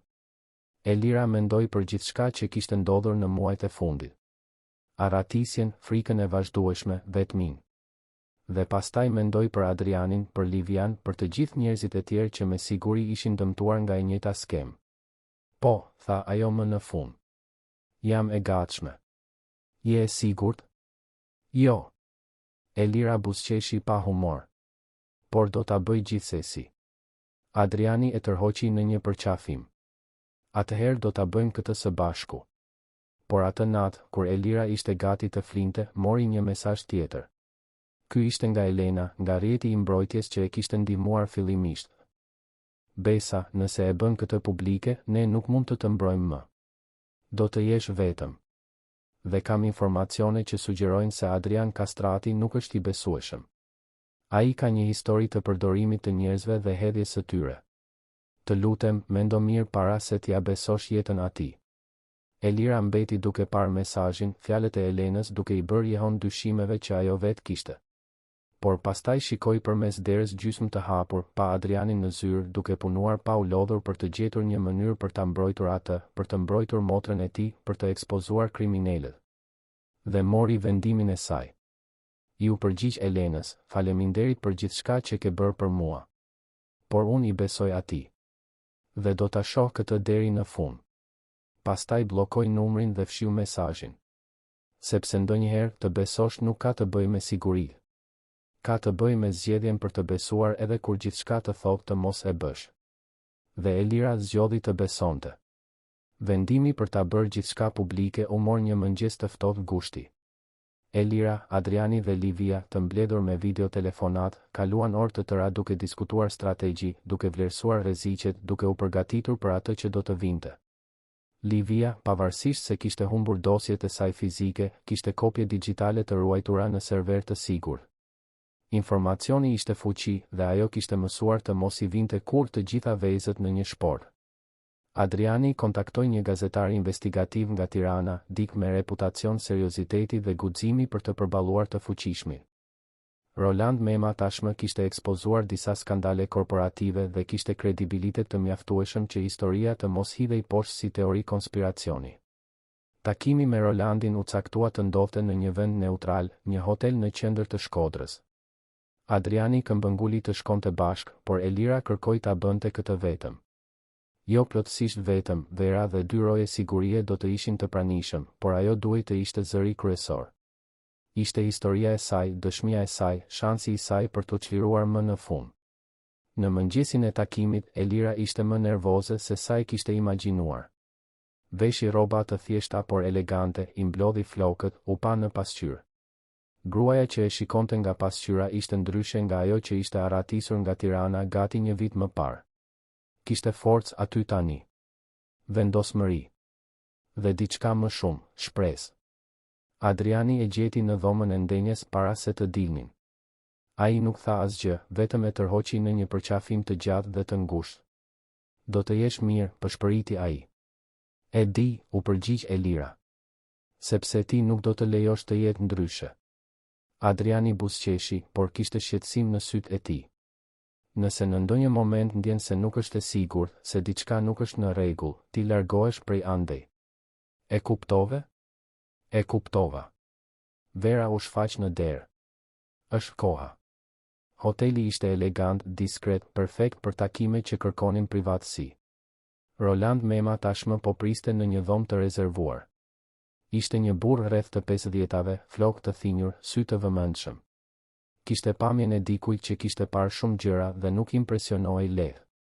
Elira, me sa duket, tha ai, duke i zgjatur dorën. Në të vërtetë, Besa, e korrigjoi ajo. Besa Koci. Elira ishte vetëm një emër i përkohshëm. Rolandi tundi kokën, duke i bërë shenjë të ulej. Kam disa orë të regjistruara bisede me motrën e zotit Kastrati. Ajo më dha kontekst të mjaftueshëm. Tani më duhet të dëgjoj versionin tënd. Gjithçka. Që nga fillimi. Dhe Besa tregoi. Foli për punën e saj në Fintech, për parregullsitë që zbuloi, për përpjekjet për ta heshtur. Foli për Ardianin, për mënyrën se si ai u vendos në jetën e saj, për marrëdhënien abuzive të maskuar si mbrojtje. Foli për aratisjen, për Elenën dhe programin alternativ të mbrojtjes, për identitetin e ri. Dhe pastaj foli për Adrianin. Për mënyrën se si ai u shfaq në jetën e saj, për mbrojtjen që i ofroi, për zbulimet që erdhen më pas. Ajo nuk fshehu asgjë. Nuk u përpoq ta pikturonte Adrianin si një hero të patëmedh. Tregoi për metodat e diskutueshme, për zonat gri në të cilat ai operonte.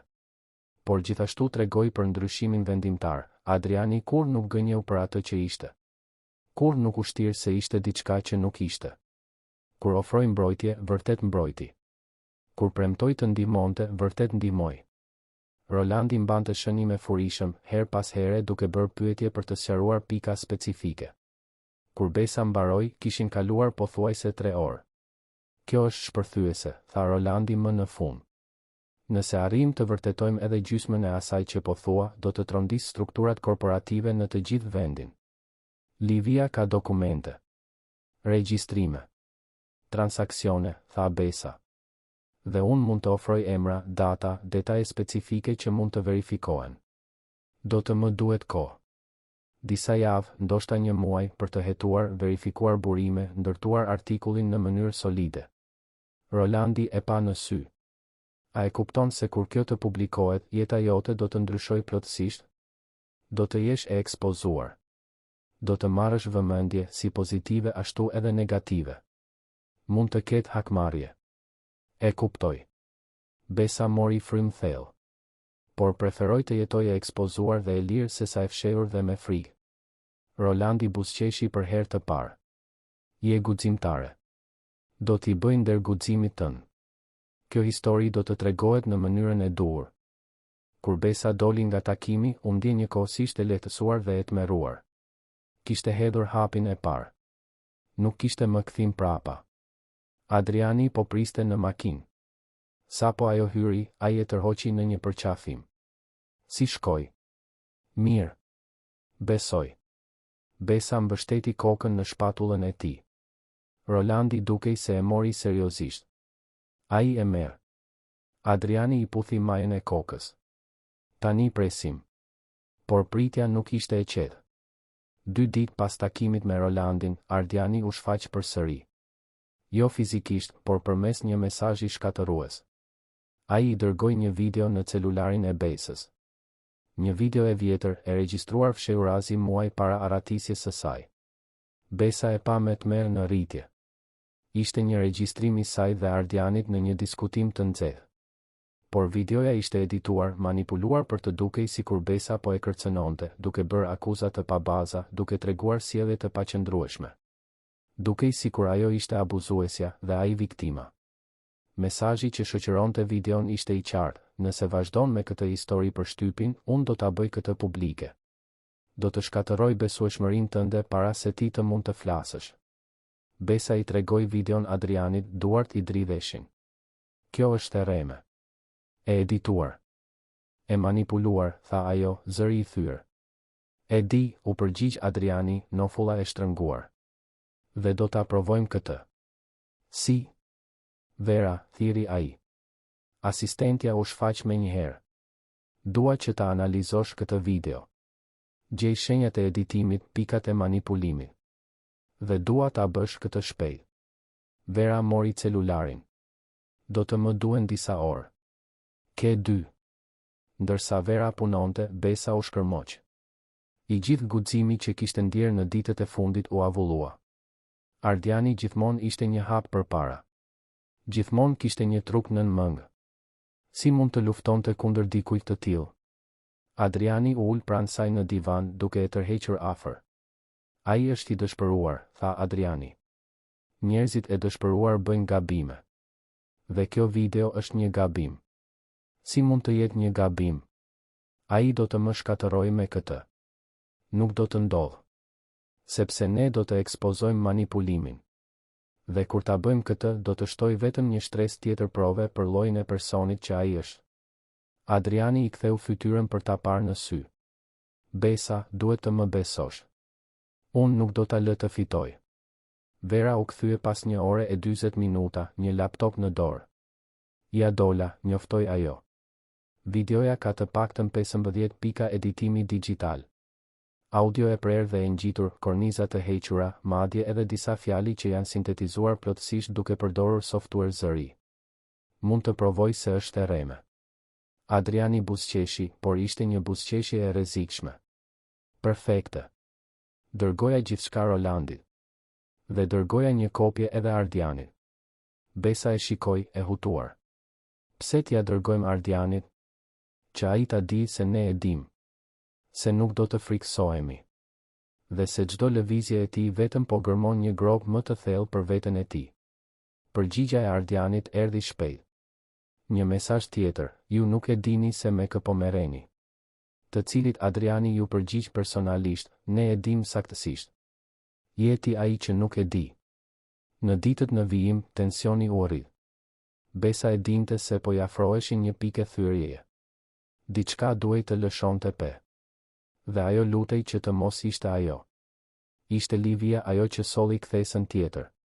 Ajo telefonoi vonë natën, zëri i saj urgjent. Adrian, Besa, duhet ta shihni këtë. Në videotelefonat, Livia dukej e raskapitur por triumfuese. Por i shikoja disa nga dosjet rezervë kur gjeta diçka që e kisha harruar. Një lidhje që nuk e kisha parë më parë. Çfarë lidhje? Pyeti Adriani. Midis fintechut dhe një prej kompanive të konglomeratit tënë. Besa ndjeu gjakun t'i ngri. Adriani mbeti plotësisht i palvizur. Shpjego, tha ai, zëri rrezikshmërisht i qetë. 5 vjet më parë, një filial i grupit Kastrati bëri një sër transaksionesh me një kompani që zbulova tani ishte një fasad për të njëjtin rrjet që operonte skemën në fintech. Ti mund të mos e kesh ditur, Adrian. Mund të jetë bërë pa dijenin tënde.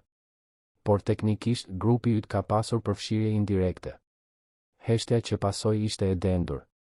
Kush i autorizoi këto transaksione? Pyeti Adriani. Sipas regjistrave, Livia hezitoi, Vera. Besa u kthye të shikonte Adrianin, i cili ishte i zbehë. Ai mori telefonin dhe formoi një numër. Vera, në zyrën time. Tani. Asistentja mbërriti brenda pak minutash. Kur pa shprehjet në fytyrat e të gjithëve, e kuptoi menjëherë se diçka nuk ishte në rregull. Ulu, urdhëroi Adriani. Vera ju bind qëndrimi mbrojtës. 5 vjet më parë, ti autorizove transaksione midis filialit ton dhe një kompanie të quajtur Investec Solutions. A të kujtohet? Vera mbylli sytë shkurtimisht. Po. A e dije se ishte një fasad për operacione të paligjshme? Jo në atë kohë. E zbulova më vonë. Dhe nuk më tregove. Vera e pa në sy. Sepse unë u mora me problemin. I preva të gjitha lidhjet, i fshiva gjurmët, u sigurova që asnjëri prej nesh të mos mund të implikohej. Ti e more këtë vendim vetë, tha Adriani, zëri rrezikshmërisht i ulët. E mora. Për të mbrojtur ty, për të mbrojtur kompaninë. Besa vëzhgonte skenën, zemra i rritë shpejt. Kishte diçka më shumë aty. Diçka të pathënë. Adrian, vazhdoi Vera, zëri më i butë tani, kur më punësove, unë isha e shkatëruar. Pa perspektiva, pa të ardhme. Ti më dhe një shans. Më dhe një qëllim. Unë do të bëja gjithçka për të mbrojtur. Gjithçka. Dhe aty, në atë gjithçka, kishte një intensitet që e bëri Besën të kuptonte. Vera nuk ishte vetëm besnike ndaj Adrianit. Ajo kishte ndjenja për të. Me siguri prej vitesh. Adriani dukej se e kuptoi në të njëjtën kohë. Vera. E di, e ndërpreu ajo. Gjithmonë e kam ditur se ti nuk ndjeje të njëjtën gjë. Por kjo kur nuk e ndryshoi besnikërinë time. Ajo shikoi Besën. Dhe tani që ti ke dik që qartësisht do të thotë më shumë për ty se çdo biznes apo kompani, besnikëria ime shtrihet edhe tek ajo. Besa nuk dinte çfarë të thoshte. Transaksionet, u kthye Adriani te tema, a mund të na implikojnë tani? Vera tundi kokën. Unë isha e kujdesshme. Nuk ka lidhje të gjurmueshme. Por nëse dikush gërmon mjaft thellë, mund të ngrej pyetje. Atëherë duhet të paraprim, tha Besa. Ta përfshim këtë në historinë që Rolandi do të publikojë. Të pranojmë gabimin, të tregojmë se sapo u zbulua u korrigjua. Adriani e shikoi, i befasuar. Kjo mund të dëmtoj kompaninë. Të fshehesh mund të dëmtoj më shumë. Besa u ngrit. Adrian, nëse do të ekspozojmë të gjithë të përfshirët, duhet të jemi plotësisht transparentë. Përfshirë edhe për gabimet tona. Adriani mendoi për një moment të gjatë. Pastaj tundi kokën. Ke të drejtë.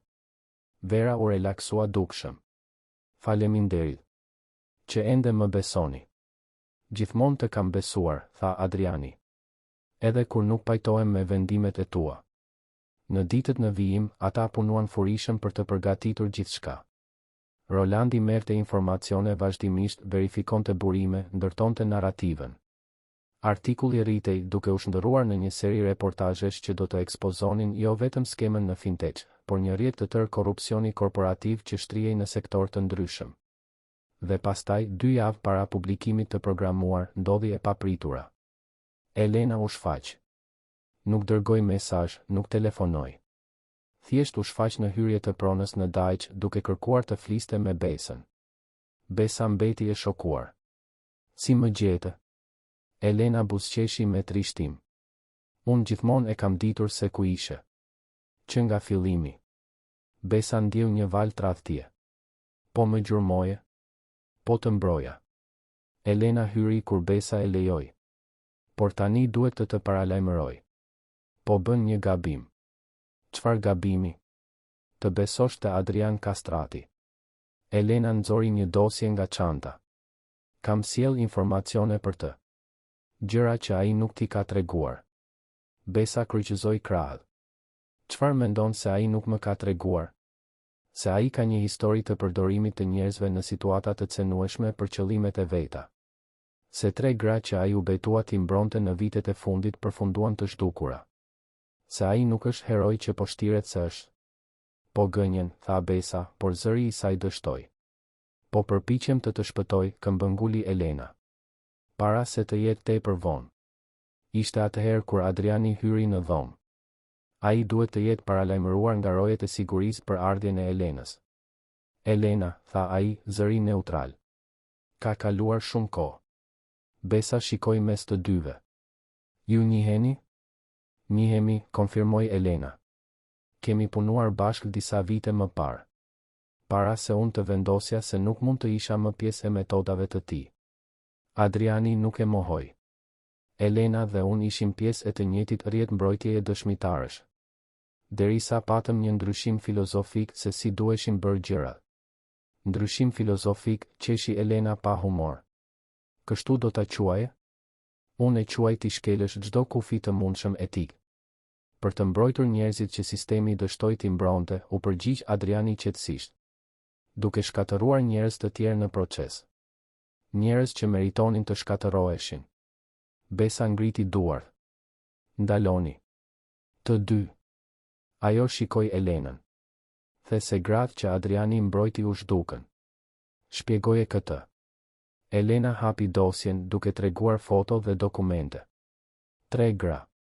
Të gjitha në situata të ngjashme me të ëndën. Të gjitha në mbrojtjen e Adrianit. Dhe të gjitha përfundimisht u zhdukën. Pa gjurmë. Pa shpjegime. Adriani mori dokumentet, i shikoi shkurtimisht dhe tundi kokën. Po. Ato u zhdukën.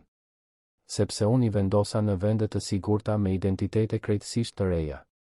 Aq të sigurta sa që as unë nuk e di se ku janë tani. Ishte ajo që ato kërkuan. Liri të plot, madje edhe nga unë. Ti pret që unë ta besoj këtë, sfidoi Elena. Nuk më intereson nëse ti e beson.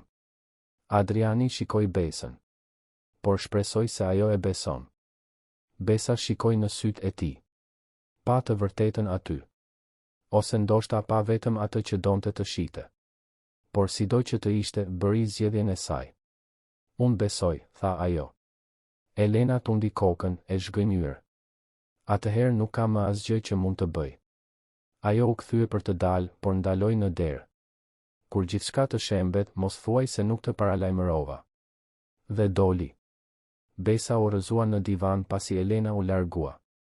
Adriani u ul pranë saj, por mbajti distancë, sikur të priste që ajo të kishte nevojë për hapësirë. Ato gratë, tha Besa më në fund. Ato vërtet janë mirë? Janë. Adriani mori celularin, lëvizi për disa sekonda dhe ja tregoi asaj. Mesazhe. Nga 3 numra të ndryshëm. Të gjitha të datuara në muajt e fundit. Të gjitha duke e falenderuar atë që u dha një shans të dytë. Besa lexoi mesazhet duke ndjer lehtësimin ta pushtonte gjoksin. Pse nuk ja tregove këtë Elenës? Sepse unë nuk I detyrohem asaj shpjegime. Adriani e futi celularin në xhep. Por të detyrohem ty. Besa ju afrua duke mbështetur kokën në shpatullën e tij.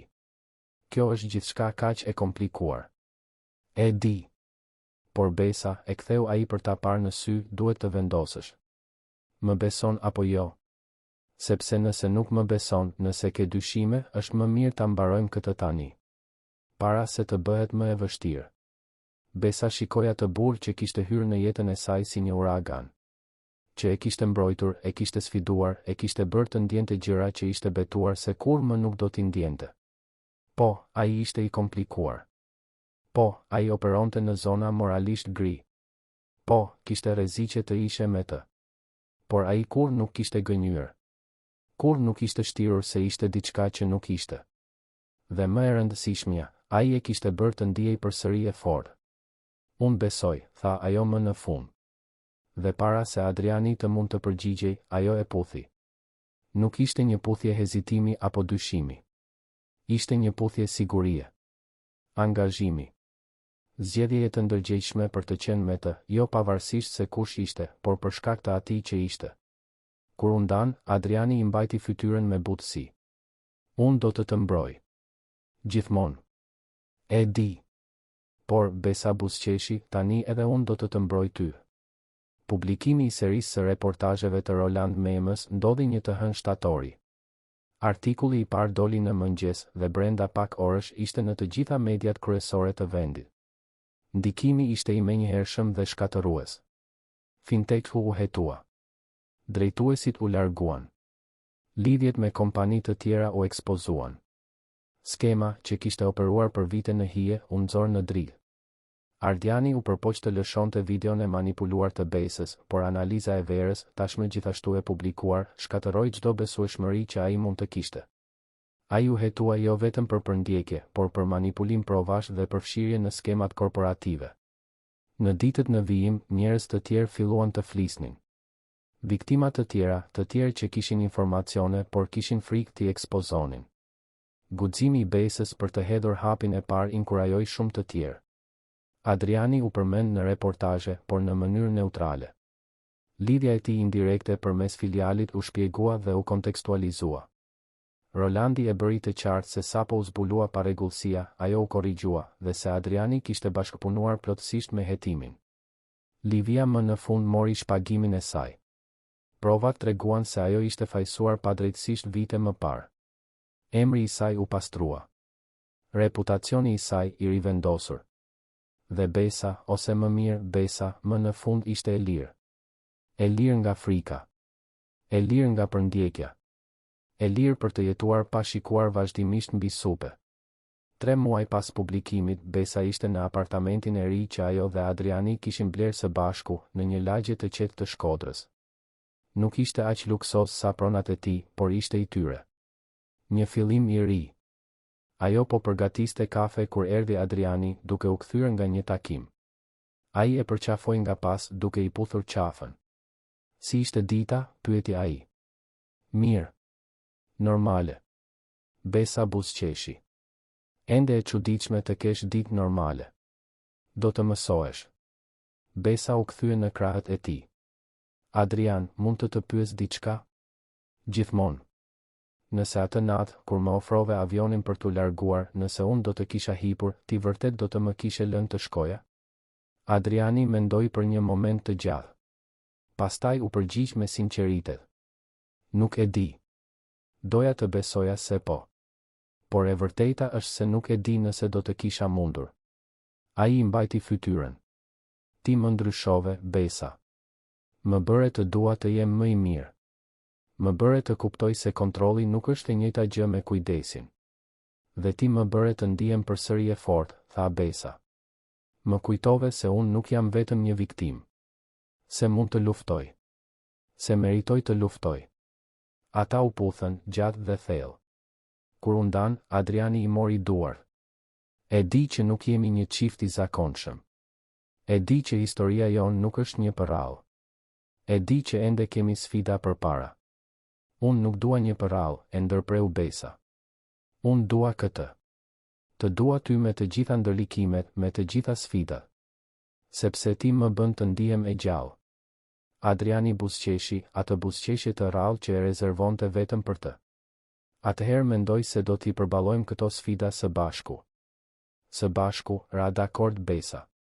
Atë natë, të shtrirë në krevat, Besa mendoi për gjithçka që kishte ndodhur në vitin e fundit.